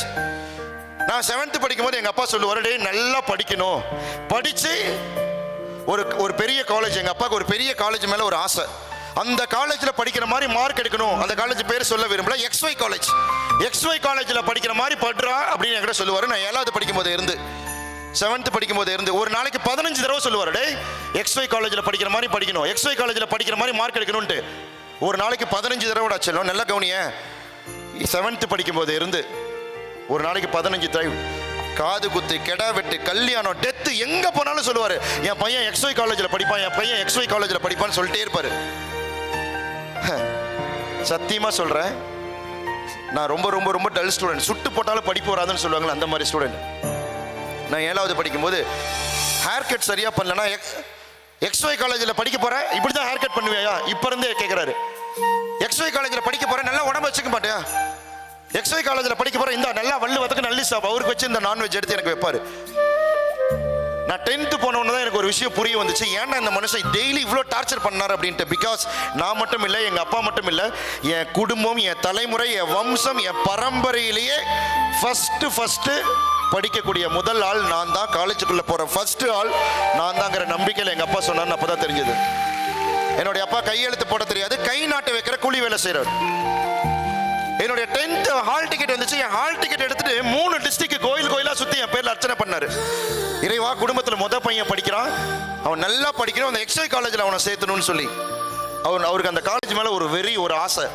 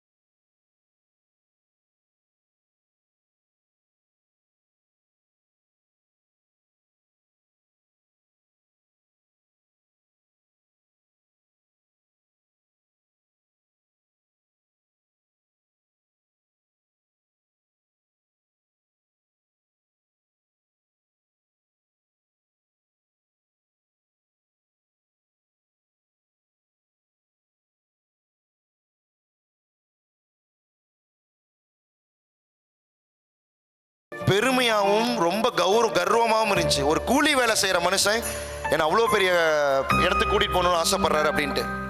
வாழ்க்கையில் முதல் தடவையா எந்த காலேஜ் பேரை கேட்டு கேட்டு கேட்டு வளர்ந்தனோ, வாழ்க்கையில் ஃபஸ்ட்டு டைம் அந்த காலேஜுக்குள்ளே போனேன். ஃபஸ்ட்டு டைம் எப்படி தெரியுமா? கையெழுத்து போட தெரியாது எங்கள் அப்பா முன்னாடி போகிறாரு பேரகன் செருப்பை போட்டு. 12th வரைக்கும் படித்தேன் நான், ஒரு பின்னாடி போனோம் அந்த காலேஜுக்குள்ளே போகிறப்போ. எப்படி தெரியுங்களா அந்த காலேஜுக்குள்ளே போனோம்? ஃபஸ்ட்டு டைம் லைஃப்பில், வாழ்க்கையில் முதல் தடவையா அப்படி அந்த காலேஜுக்குள்ளே போனால், டே அப்பா காலேஜ் என்னப்பா இவ்வளோ பெருசாக இருக்குது, சூப்பராக இருக்குப்பா, நல்லா இருக்குது, இந்த காலேஜ்லேயே சேர்ந்துக்கிறேன்னு சொல்லி உள்ளே போய் அந்த பிரின்ஸிபல்கிட்ட மார்க் ஷீட்டை கொடுத்தா, அதை வாங்கி பார்த்த பிரின்ஸிபல், இந்த பையன் எங்கெல்லாம் படிக்க எலிஜிபிள் இல்லைன்னு அந்த மார்க் ஷீட்டை டேபிள் மேலே போட்டார். அந்த காலேஜில் படிக்க வைக்கணுங்கிறது கனவு, ஆசை, தவம். அது முடியாது அப்படின்னு கையெடுத்து கும்பிட்டாரு. ஐயா எனக்கு ஒரே ஒரு சீட்டு மட்டும் கொடுங்கன்னு கையெடுத்து கும்பிட்டோம். சார் சாரி, தப்பாக எடுத்துக்காதீங்க, இந்த மார்க்குக்கு சத்தியமாக இங்கே சேர்த்திக்க முடியாதுன்ட்டு கிளம்புங்கன்ட்டார். பெல் அடித்து அடுத்த ஆள் உள்ளே வர சொல்லிட்டார். அந்த மார்க் ஷீட்டு பறந்து போய் காற்றுக்கு கீழே விழுந்துச்சு. லைஃப்பில் ஃபஸ்ட்டு டைம் அப்படி அந்த காலேஜில் சேர்த்துணுங்கிறது ஒரு பெரிய ஆசையோடு இருந்த மனுஷன் அந்த மார்க் ஷீட்டை குனிஞ்சு எடுத்துகிட்டு அப்படி வெளியே வந்தால் ஒரு பெரிய கல் பெஞ்சு அதில் உட்காந்தார். பின்னாடி வந்தேன்னா கேஷுவலாக, அப்பா போகலாமாப்பா, எங்கள் ஸ்கூல் லாஸ்ட் குரூப் நான் தான், கெத்தாக இருந்துச்சு ஸ்கூலில் சொல்லும் பொழுது. அப்பா போகலாமாப்பா அப்படின்னு. இறா கையா, பாவி படுபாவி, இத்தனை வருஷமாக இந்த காலேஜில் மார்க் எடுக்கிற மாதிரி படின்னு இதெல்லாம் ஒரு மார்க்கான காலேஜில் மார்க் ஷீட்டை மூஞ்சில் தூக்கி துரத்துற அளவுக்கு எடுத்திருக்கேன்னு சொல்லும்போது அவர் வாழ்க்கையில் முதல் தடவை அவர் கண்ணிலேருந்து கண்ணீர் வந்து பார்த்தேன். அப்பா உறைஞ்சு போய் நின்னேன். அப்படிலாம் கூப்பிடாதரா, உன்னெல்லாம் ஏன்டா பெத்தோன்னு நினைக்கிறேன்டா, கூலி வேலை செஞ்சால் கூட மானத்தோடு வாழ்ந்துட்டு இருக்க, நீ இந்த காலேஜில் சேருவ படிப்புன்னு எவ்வளோ ஆசையாக கனவு கண்டுட்டு இருந்தேன்னு சொல்லி கண்ணில் கண்ணீரோட போச்சு, எல்லாம் போச்சு, அவ்வளோதான், இனிமேல் எல்லாம் போச்சு அப்படின்னு கண்ணில் கண்ணீரோடு அழுதுகிட்டே வெளியே போனார். பின்னாடியே போனேன். அப்பா என் மேலே தான் தப்புப்பா, நில்லுப்பா என் மேலே தப்புன்ட்டு. காதலே வாங்காத மனுஷன் வெளியே போய் நின்று அந்த காலேஜ் கேட்டு முன்னாடி கையெடுத்து கும்பிட்டு அழுதாரு. கையெடுத்து கும்பிட்டு, இனிமேல் என் குடும்பத்தில் யாருமே உள்ளே நுழைய முடியாது, என் பையன் படித்தானா நான் ஃபீஸ் கட்ட வருவேன், உள்ள சாப்பாடு கொடுக்க வருவேன், இனிமேல் இவனுக்கு கல்யாணம் ஆகி பையன் பொண்ணு பிறந்து உயிரோட நான் அது வரைக்கும் இருப்பானான்னு தெரியல, இங்கே படிக்கிற வரைக்கும் எல்லாம் போச்சுன்னு கண்ணீர் விட்டு அழுதுகிட்டே வெளியே போனார். சீமெடியஸ் அதுக்கப்புறம் எவ்வளவோ கன்வின்ஸ் பண்ணி கேட்டு கெஞ்சி கதறி எங்கேயும் சீட் கிடைக்காம அதுக்கப்புறம் ஒரு காலேஜில் சீட்டு கிடச்சி அப்பையும் வருஷத்துக்கு ஃபீஸ் ரொம்ப அதிகம்.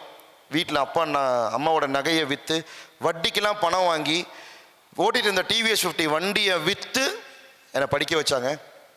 காலேஜ் சேர்ந்த முதல் நாள், காலேஜ் சேர்ந்த 3வது நாள் பணம் கொண்டு வந்திருந்தாங்க.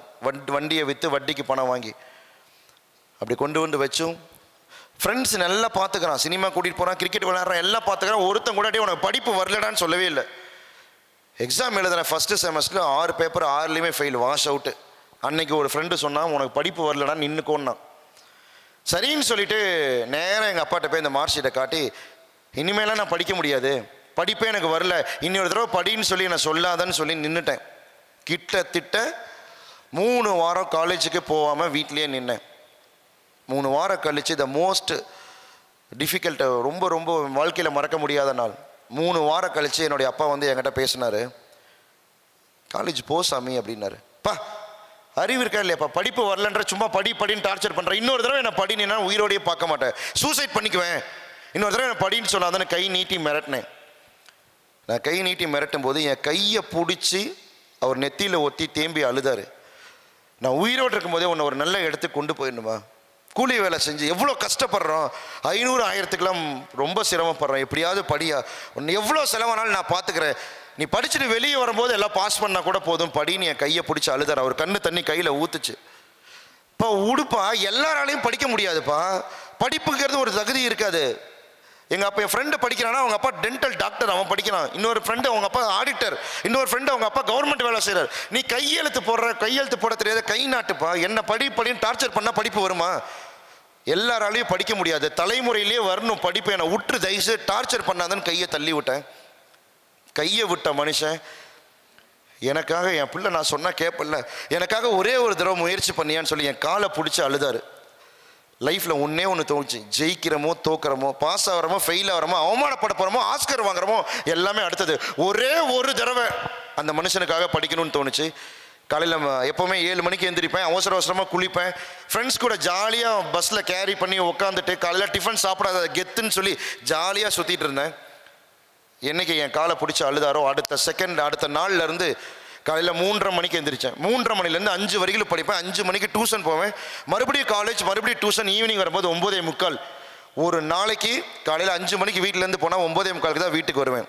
வாழ்க்கையில் ஒன்று தான் தோணுச்சு, அந்த மனுஷன் முன்னாடி நல்ல மார்க் எடுத்து இப்படி நின்றுட்டா போதும், அடுத்த செகண்டே என்ன ஆனாலும் பரவாயில்லன்ட்டு. காலை பிடிச்சி அழுக வச்சிட்டமேன்னு தோணுச்சு. சின்ன வயசுலேருந்து படிக்க சொன்னார், காலை பிடிச்சி அழுக வச்சிட்டமேன்னு தோணுச்சு. 4 மாதம் பேய் மாதிரி படித்தேன். 4 மாதம் சினிமா கிடையாது, ஃபேமிலி ஃபங்க்ஷன்ஸ் கிடையாது, அப்பா அம்மா கிட்ட சரியாக பேச மாட்டேன். 4 மாதம் என் ஃப்ரெண்ட்ஸ் கிட்ட பேசவே மாட்டேன். அவன் எனக்கு பேர் வச்சான் சைக்கோ. ஹே சைக்கோ, பேனா இருந்தால் கொடுறான், டே சைக்கோ நாளைக்கு நாங்கள் படத்துக்கு போகிறோம் வரியா, சைக்கோ கிட்ட கேளு அப்படின்னு சொல்லி 4 மாதம் ஃப்ரெண்ட்ஸ் கிட்ட பேசாதனால எனக்கு சைக்கோன்னு பேர் வச்சான் என் ஃப்ரெண்ட்ஸு. இன்னைக்கு தமிழ்நாட்டில் 12 வருஷமா என் டெசிக்னேஷன் பேரு psychological life skill motivation speaker. இந்த 12 இயர்ஸா psycho has converted to psychological trainer. Second semester எழுதுனேன், தெய்வத்தால் ஆகாது எனினும் முயற்சி தன் மெய் வருத்த கூலி தரும். முயற்சி மட்டும்தான் மூலதனம், வெற்றி தோல்வி நம்ம கையில் கிடையாது, முயற்சி மட்டும்தான் மூலதனம். எக்ஸாம் எழுதுனேன், செகண்ட் செம் எழுதுனேன், ரிசல்ட் வரும்போது எல்லா பேப்பருமே பாஸ், ஆல் கிளியர். ஓடி போய் அவர் முன்னாடி நின்னேன், பாஸ் ஆகிட்டேன்னு சொல்லி கட்டி பிடிச்சி காதில் சொன்னேன், எழுதுனேன் எல்லா பேப்பரும் பாஸ்ப்பா அப்படின்னு சொல்லி.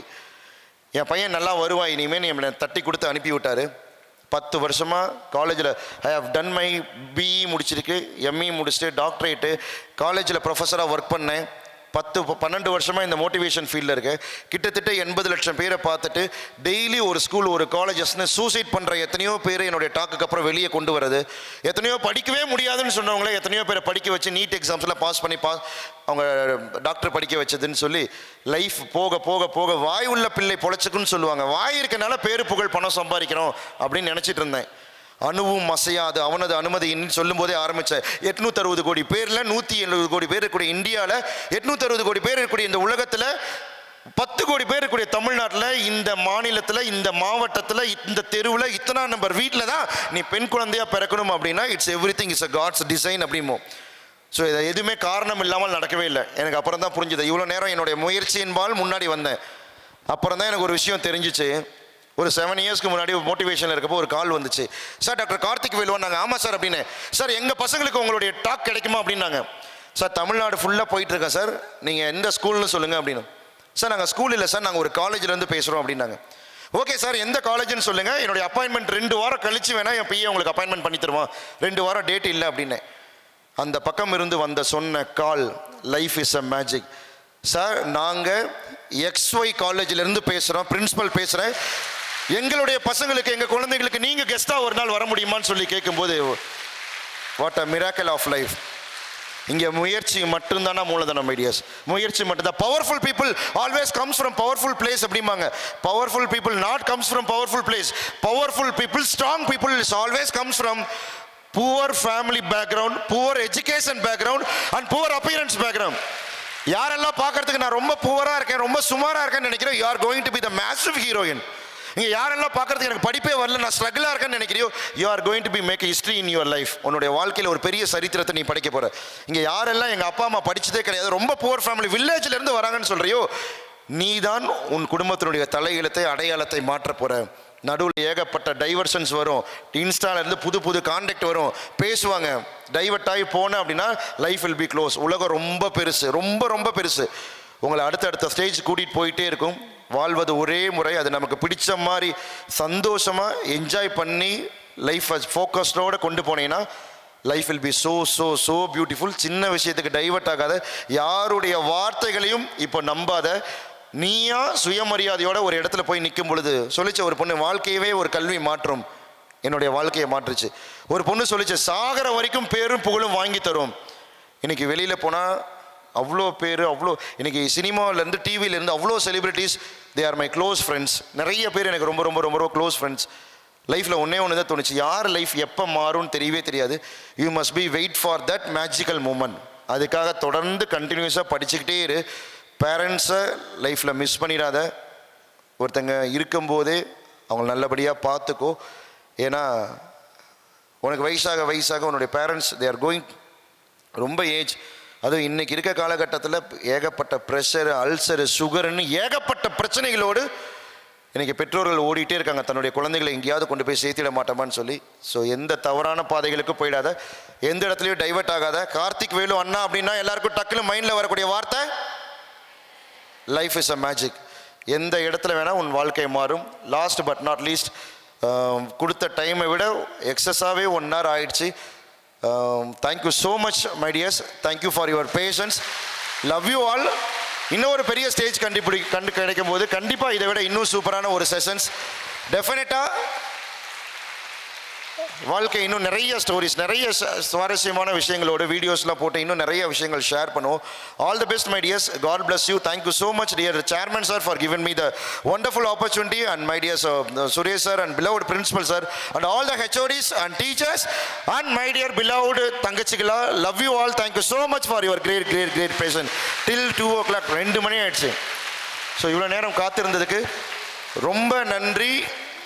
யாராவது நான் பேசிகிட்டே இருந்தேன், என்ன ரீச் ஆகிடுச்சின்னு தெரியல. ஏன்னா சில பேர் சொல்லுவாங்க, சார் வர்ற கெஸ்ட்டோட சேர்த்து அவங்க பேசின வார்த்தைகளையும் வெளியே அனுப்பி விட்டுறாங்க சார் எங்கள் ஸ்டூடெண்ட் அப்படின்ட்டு.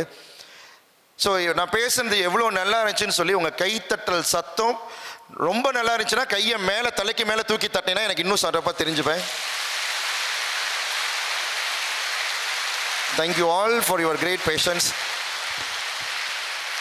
தேங்க்யூ. நிறைய ஆக்டிவிட்டி பேஸ்டான செஷன்ஸ், நிறைய வீடியோஸ் அப்படின்னு நிறைய இருக்குது.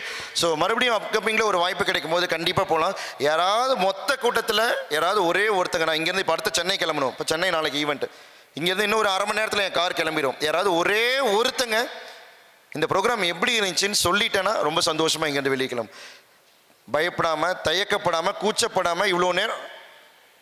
Super, good. நல்லா கிளாப் பண்ணிடலாமே, நல்லா கிளாப் பண்ணலாம்.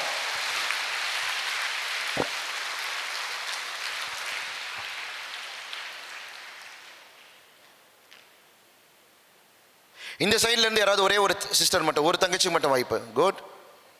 வாய்ப்புகள் கிடைக்கும் போது தயவு செய்து அதை சரியாக பயன்படுத்திக்கோ.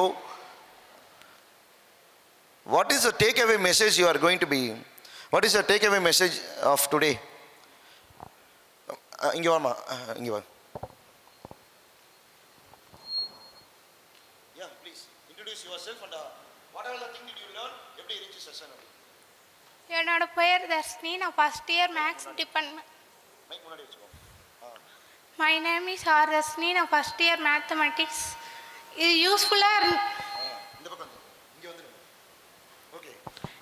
யூஸ்ஃபுல்லாக இருந்துச்சு சார் சொன்னது.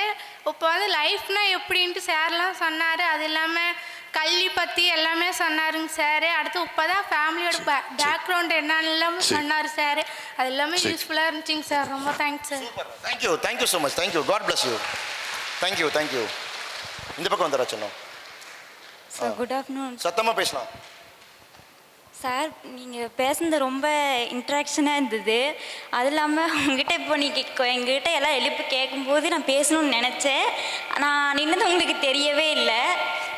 ஆனால் நான் என்ன சொல்ல வந்தேன்னா, நம்மக்கிட்ட இருக்கிற பொருள் எல்லாமே எடுத்துக்க முடியும். ஆனால் நம்மளுடைய எஜுகேஷன் யாராலையும் எடுத்துக்க முடியாது. அதை நான் உங்ககிட்ட சொல்லணும்னு நினச்சேன். அது இல்லாமல் எங்கள் மேம் இது வரைக்கும் ஸ்கூல் படிக்கும்போது மேம் சார் எல்லாம் என்ன சொல்லி கொடுத்தாங்களோ அதை எல்லாமே நீங்கள் கரெக்டாக எங்களுக்கு ரீச் பண்ணிங்க சார். ஒருத்தங்க எப்படி புரிஞ்சுப்பாங்க அப்படிங்கிறத எல்லாமே நீங்கள் கரெக்டாக எங்களுக்கு எடுத்து சொன்னதுக்கு ரொம்ப ரொம்ப thank you sir. Thank you so much தான். தேங்க்யூம்மா. Thank you so much. தேங்க்யூ. இங்கே ஒரே நிமிஷம். நீங்கள் எல்லாருமே எப்போவுமே செகண்ட் ஆப்பர்ச்சுனிட்டி ஒன்று கிடைக்குமான்னு வெயிட் பண்ணிகிட்டே இருப்போம். மறுபடியும் ஒரு வாய்ப்பு கிடைச்சாதான்ட்டு. இப்போ மொத்த கூட்டத்தில் இன்னும் யாராவது ஒரே ஒருத்தருக்கு ஃபஸ்ட்டு யாரும் எழுந்திருக்கீங்களா? கமான் சீக்கிரம். Always we are looking for second. First அவங்க போகட்டும், எப்படி இருக்குன்னு பார்த்துட்டு செக் பண்ணிவிட்டு நான் போகலாம் அப்படின்னு சொல்லி சீக்கிரம் மேக் இட் ஃபாஸ்ட். மாட சொல்லம்மா சத்தமா. அண்ணா என்னோட லைஃப்பில் வந்து மைக் எப்படி வச்சுக்கலாம். நீங்கள் ஒரு கனவுன்னு சொன்னீங்க. அது என்னோட லைஃப்பில் நடந்த ஒரு விஷயம். எங்கள் அப்பா வந்து சின்ன வயசுலேயே இறந்துட்டாரு. அது அப்படியே என்னோட ரியல் லைஃப்பில் என்ன நடந்ததோ அதை நீங்கள் அப்படியே எடுத்து சொன்னீங்க. எங்கள் அம்மாவை 1000 பேர் 1000 சொன்னாங்க. நீங்கள் அந்த கடல் மாதிரி வாழணும் அப்படின்னு நீங்கள் சொன்னீங்க. அந்த மாதிரி எங்கள் அம்மா எனக்கு பயம் இல்லாமல் என்னை இவ்வளோ தூரம் வளர்த்து இவ்வளோ பெரிய காலேஜில் இவ்வளோ பேர் முன்னாடி என்னை இவ்வளோ தூரம் நின்று என்னை பேச வச்சுருக்கிறாங்க. எங்கள் அம்மாவுக்கு ரொம்ப இந்த ஸ்டேஜ் முன்னாடி நின்று எங்கள் அப்பா இல்லாமல் இவ்வளோ தூரம் எங்கள் அம்மா என்னை வளர்த்தி இவ்வளோ பெரிய காலேஜ் முன்னாடி என்னை நின்று பேச வச்சுருக்காங்க. எங்கள் அம்மாவுக்கு ரொம்ப நன்றி. நான் 2nd ஸ்டாண்டர்ட் படிச்சுட்டு இருந்தேன். அம்மா என்ன வேலை செய்கிறாங்க? அம்மா ஜவர்ஸ் மில்லில் ஆடிட்டிங்காக ஒர்க் பண்ணிட்டு இருக்கேன். Okay super. இவ்வளோ நாள் ஸோ இதுதான் ஒரு ரியலைசேஷன். இத்தனை பேர் முன்னாடி இவ்வளோ பெரிய காலேஜில் ஒரு அப்பா இல்லாமல் என்னோட ரியல் லைஃப்பில் என்ன நடந்ததோ அதை அப்படியே எடுத்து சொல்லியிருந்தீங்கண்ணா. தேங்க்யூ. அப்பாவும் அந்த ஆக்சிடென்ட் எப்படி நடந்ததோ அது ரியல் லைஃப்பில் இருந்தது அப்படியே சொல்லியிருந்தீங்கண்ணா. ஓகேடா சூப்பர்.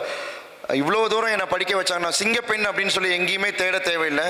வீட்டில் இருக்க ஒவ்வொரு அம்மாவும் இந்த பொண்ணுடைய அம்மானா சான்ஸே இல்லை. 1000 பேர் 1000 சொன்னாலும் தன்னுடைய குழந்தைகளை படிக்க வைக்கணும்னு சொல்லி 2 வயசுல விட்டுட்டு போயிட்டார் அப்பா. இவ்வளோ சொன்னீங்கன்னா கல்வி வந்து என்ன தருன்னு சொல்லி, கல்வி வந்து நம்மளோட அதிகாரத்தை என்னன்னு சொல்றதோட நம்ம இதுதான் செய்யணும் அப்படின்றது கல்வி ஒவ்வொரு நாளும் எடுத்து சொல்லும். Fabulous. Super. So I would like to honour what's your நேம்டா? திவ்யாக்கு நான் ஹானர் பண்ணுறேன். இந்த ஹானரிங் திவ்யாக்கு மட்டும் கிடையாது. இவ்வளோ நாள் அத்தனை பெயர்களோடு தான் குழந்தைய படிக்க வைக்கணும்னு இன்னும் அதுவும் பெண் குழந்தை எதுக்கு படிக்க வைக்கிறேன்னு எத்தனையோ பேர் கேட்டிருப்பாங்க. பொம்பளை பிள்ளை இன்னொரு இடத்துல கல்யாணம் பண்ணி கொடுத்தா பத்தாத எதுக்கு படிக்க வைக்கிறேன்னு. இருந்தாலும் தன் குழந்தைய படிக்க வைக்கணும்னு சொல்லி நினைத்த அந்த தாய்க்காக இந்த ஒரு பெரிய ஹானர் பண்ண நினைக்கிறேன். இதை போயிட்டு அவசியம் அம்மா கிட்ட கொடுங்க. Thank you. God bless you. God bless you. God bless you. அம்மா கிட்ட கொடுங்க. Thank you so much. தேங்க்யூடா. தேங்க்யூ. அம்மா கிட்ட அவசியம் போய் சொல்லு. காட் பிளஸ்டா. God bless you. தேங்க்யூ. டேய் நான் இன்னைக்கு ஒரு நாள் வரக்கூடிய ஸ்பீக்கர் தான். நான் பேசிட்டு நான் அடுத்தடுத்து போயிடுவேன். உங்கள் எல்லாரையும் பார்த்துக்கிறது உங்களுடைய டீச்சர்ஸ். ஓகேவா? அப்பா அம்மா டீச்சர்ஸ் கிட்ட பிளெஸிங்ஸ் வாங்குறது கூச்சமே படாது. ஓகே. God bless. சீக்கிரம். அண்ணா நான் ஃபர்ஸ்ட் டைம் மேடையில் நின்று பேசுகிறேன். ஸ்டேஜில் நின்று. இதுக்கே ஒரு பெரிய கைத்தல் கொடுத்து நல்லாவே கிளாப் பண்ணிடலாம். First time. குட். யா லைஃப்லேயே ஃபர்ஸ்ட் டைம். அப்பா குட். எப்படி இருந்துச்சு நீங்கள் செஷன்? இன்னைக்கு ரொம்ப சூப்பராக இருந்துச்சு. நீங்கள் சொன்ன ஸ்பீச் எனக்கும் கொஞ்சம் நல்லா இருந்துச்சு. ஆனால் உங்கள்கிட்ட ஒரே ஒரு கேள்வி கேட்கணுன்னா, நீங்கள் சொன்னீங்கல்ல அந்த சைக்கோன்னு சொல்லி உங்களை சொன்னாங்கன்னு சொல்லி சொன்னீங்கல்ல, அவங்க இப்போ எப்படின்னா இருக்காங்க?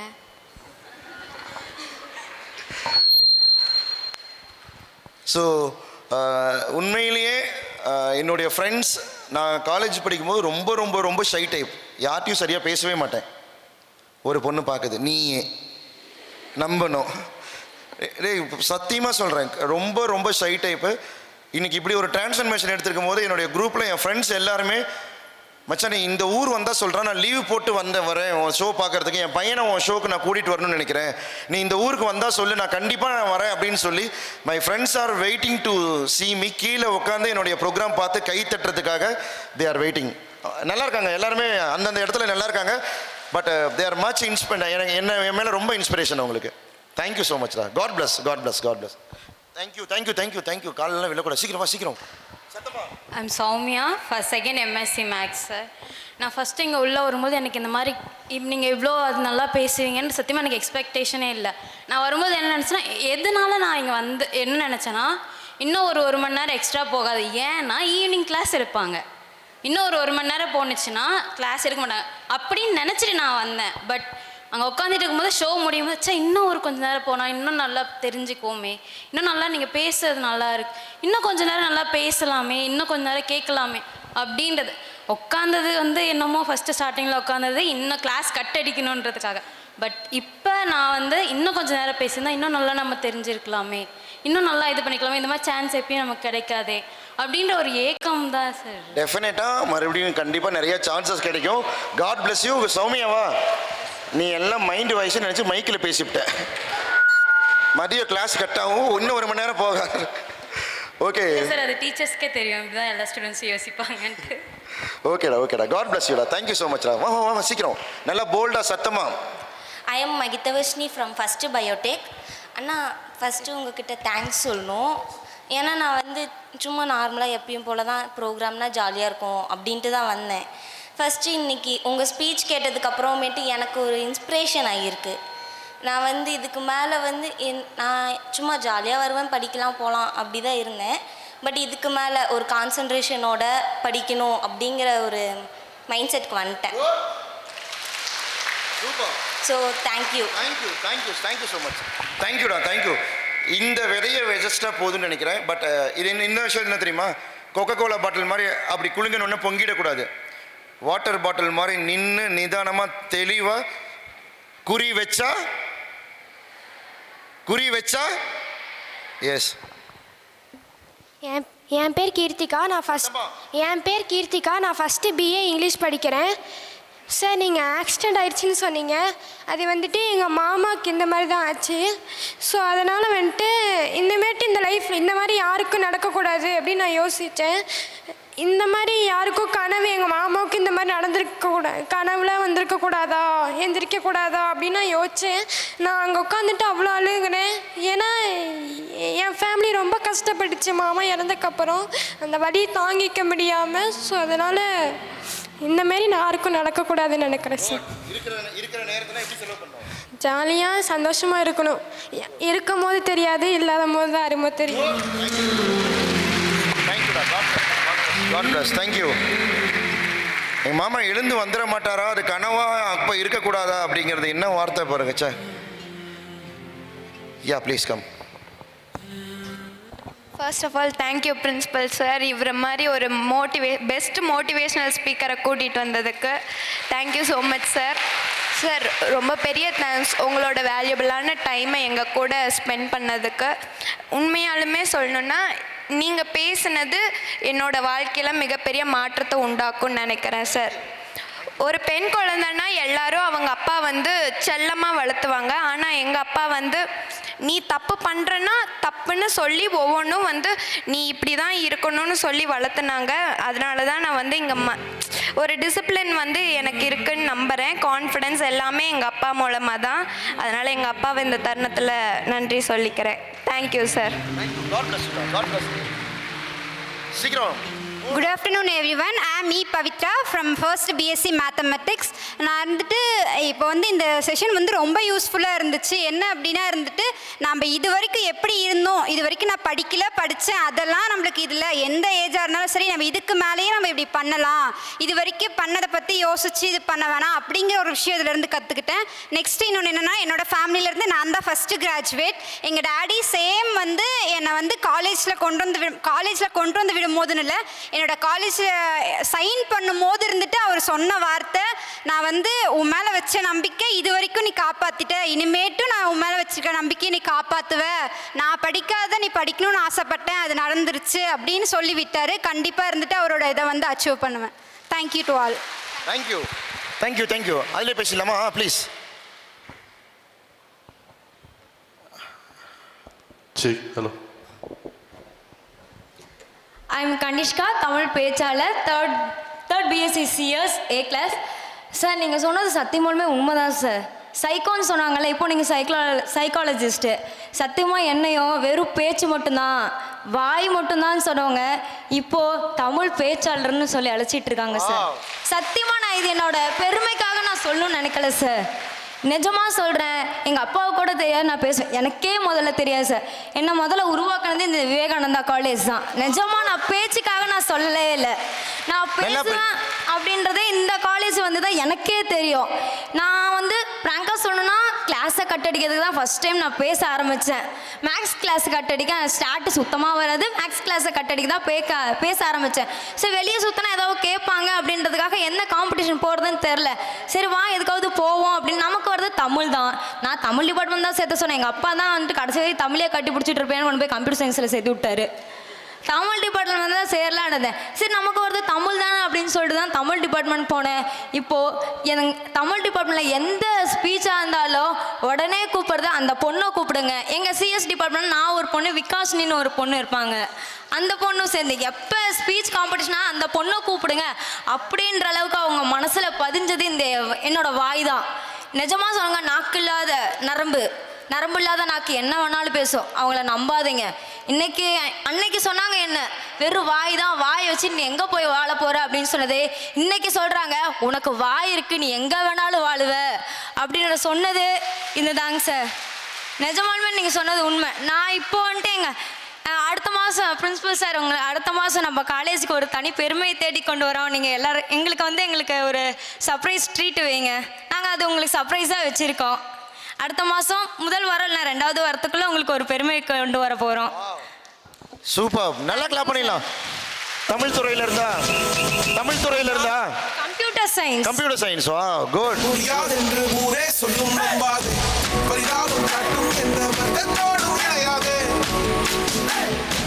என்னை மேலே ஏற்றி விட்டது இந்த மேடை தான், இன்னும் மேலே ஏற்றுறதும் இந்த மேடை தான். எந்த மேடையிலும் நான் செருப்பு போட மாட்டேன். ஏன்னா நம்மளை தூக்கி விட்டது அந்த மேடையை நம்ம என்றைக்கும் மிதிக்கக்கூடாது. ஸோ எப்போயா இருந்தாலும் சரி, உங்களை அவமானப்படுத்துகிறாங்கல்ல அவங்களால மட்டும்தான் அவங்கள தூக்கி விட முடியும். அவங்கள என்றைக்கும் மறந்துடாதீங்க. Thank you so much. Thank you. God bless. ரொம்ப ரொம்ப ரொம்ப ரொம்ப சந்தோஷம். அகைன் மறுபடியும் ஒரு ஸ்டேஜ் கிடைக்கும் போது உங்கள் எல்லாரையும் சந்திப்போம். Last but not least, the purpose of நான் சொன்ன விஷயங்கள் எல்லாம் மனசில் ஆழமாக வச்சுக்கோ. நான் சொன்னது போல் don't get diverted into anything. முக்கியமாக கேர்ள்ஸ்க்கு அஃபேர்ஸ் ப்ராப்ளம்ஸ் அதிகம். இந்த ஷோ மறுபடியும் உங்களை எப்படி மீட் பண்ணுறது அப்படின்னா, அகெயின் dr.karthikvelu என்னோட இன்ஸ்டாகிராம் ஐடி. டெய்லி ஒரு 1 minute மோட்டிவேஷன் ஸ்டோரி அதை அப்லோட் பண்ணிகிட்டே இருப்பேன். dr.karthikvelu என்னுடைய பேர் தான், கார்த்திக் வேலு. அதை டெய்லி அப்லோட் பண்ணிகிட்டே இருப்பேன், ஒரு மோட்டிவேஷன் ஸ்டோரி. இந்த நிகழ்ச்சி இன்றைக்கி இப்போ நம்ம நடந்த இந்த நிகழ்ச்சி நீங்கள் ஃபீட்பேக் கொடுத்தது, நான் பேசுனது எல்லாமே கொஞ்சம் வால்யூம், நான் பேசுனது நீங்கள் ஃபீட்பேக் கொடுத்தது எல்லாமே விவேகானந்தா எஜுகேஷனல் இன்ஸ்டிடியூஷன்ஸ் அப்படிங்கிற யூடியூப் சேனலில் நாளைக்கு ஈவினிங் 7 மணிக்கு டெலிகாஸ்ட் ஆகும். ஸோ எல்லாருமே அதில் பார்க்கலாம். You can post your comments. Feedback கொடுக்க முடியாமல் நிறைய தங்கச்சிங்க இருப்பீங்க, டோன்ட் வரி. என்னோட இன்ஸ்டாகிராம் பேஜில் you may give your feedback, இல்லைனா நம்ம யூடியூப் சேனலில் you may give your feedback. மறுபடியும் ஒரு நல்ல வாய்ப்பு உங்கள் எல்லாரையும் சந்திக்கும். நான் படித்த புத்தகங்கள், நான் கற்ற அறிவு, என்னுடைய அனுபவங்கள் எல்லாத்தையும் மறுபடியும் உங்களோட நிறைய ஷேர் பண்ணணும்னு நினைக்கிறேன். டைம் இல்லை, so we have to wind up. கண்டிப்பாக இன்னும் ஒரு நாள் ஒரு பெரிய ஸ்டேஜில் உங்கள் எல்லாரையும் சந்திப்பேன்னு சொல்லி வாய்ப்பளித்த எல்லாம் உள்ள சேர்மன் சாருக்கு ஒரு பெரிய நன்றியோடையும் பாராட்டுகளோடையும் இந்த ஸ்டேஜில் நிற்கிறதுக்கு வாய்ப்பு கொடுத்ததுக்கு ரொம்ப ரொம்ப பெரிய தேங்க்ஸ். உண்மையிலே நான் வாய்ப்பு தேடி போகிறதெல்லாம் கிடையாது. என்னுடைய டேட்ஸ் நிறைய பேர் கேட்டுகிட்டே இருக்காங்க. கண்டினியூஸாக ட்ராவலில் தான் இருக்கேன். எப்படியாவது விவேகானந்தா 2 இயர்ஸாக ட்ரை பண்ணுறேன் இங்கே உள்ளே வர்றதுக்கு. இங்கே இருக்கக்கூடிய டீச்சர்ஸ் நிறைய பேர்கிட்ட நான் அப்ரோச் பண்ணியிருக்கேன். டீச்சர்ஸ் கிட்டலாம் அப்ரோச், என்னுடைய நான் வேறு காலேஜில் பண்ணும்போது அவங்க அங்கே ப்ரொஃபஸராக இருந்தவங்க இங்கே இருக்காங்க. அப்புறம் சார் எங்கள் காலேஜில் வருவீங்களான்னு சொல்லி கேட்டு கண்டிப்பாக வருவேன், பிரின்ஸிபல்கிட்ட பேசுங்க, சேர்மன்கிட்ட பேசுங்க, டீச்சர்ஸ்ட்ட நிறைய பேர்கிட்ட அப்ரோச் பண்ணிட்டே இருந்தேன். பட் ஏதோ ஒரு இதில் ஸ்கிப் ஆகிட்டே இருந்துச்சு. எப்படியாவது விட்டுறக்கூடாதுன்னு சொல்லி டிஸ்டன்ஸ் அதிகமாக இருந்தாலும் பரவாயில்ல அப்படின்னு சொல்லி இன்னைக்கு இங்கே வந்து நின்றுருந்தேன். Love you all. நிறைய பேருடைய இதயத்தில் ஒரு 4 மணி நேரம் ஒரு நல்ல ஒரு வாழ்வதற்கு இறைவன் வாய்ப்பை கொடுத்ததுக்காக ரொம்ப பெரிய நன்றி. விவேகானந்தா சேர்மன் சாருக்கு ரொம்ப ரொம்ப ரொம்ப பெரிய நன்றி. Love you all. Thank you so much my dears. Special thanks to cameraman அண்ணா, ரொம்ப ரொம்ப thank you so much. Thank you brother, Raja brother, thank you thank you. Compering team ரொம்ப சூப்பராக இருந்தது. கம்பேரிங் டீம் ரொம்ப தேங்க்யூ மேம், சூப்பராக இருந்தது மேம், சூப்பராக இருந்தது. ஏண்டா ஓகே ஓகே தேங்க்யூ. ஆனால் ஆடியோ ரொம்ப நல்லா இருந்தது, குறைய முறைச்சிக்காதீங்கண்ணே. ஓகே ரொம்ப நல்லா இருந்தது. Thank you all my dears, thank you so much, thank you thank you thank you.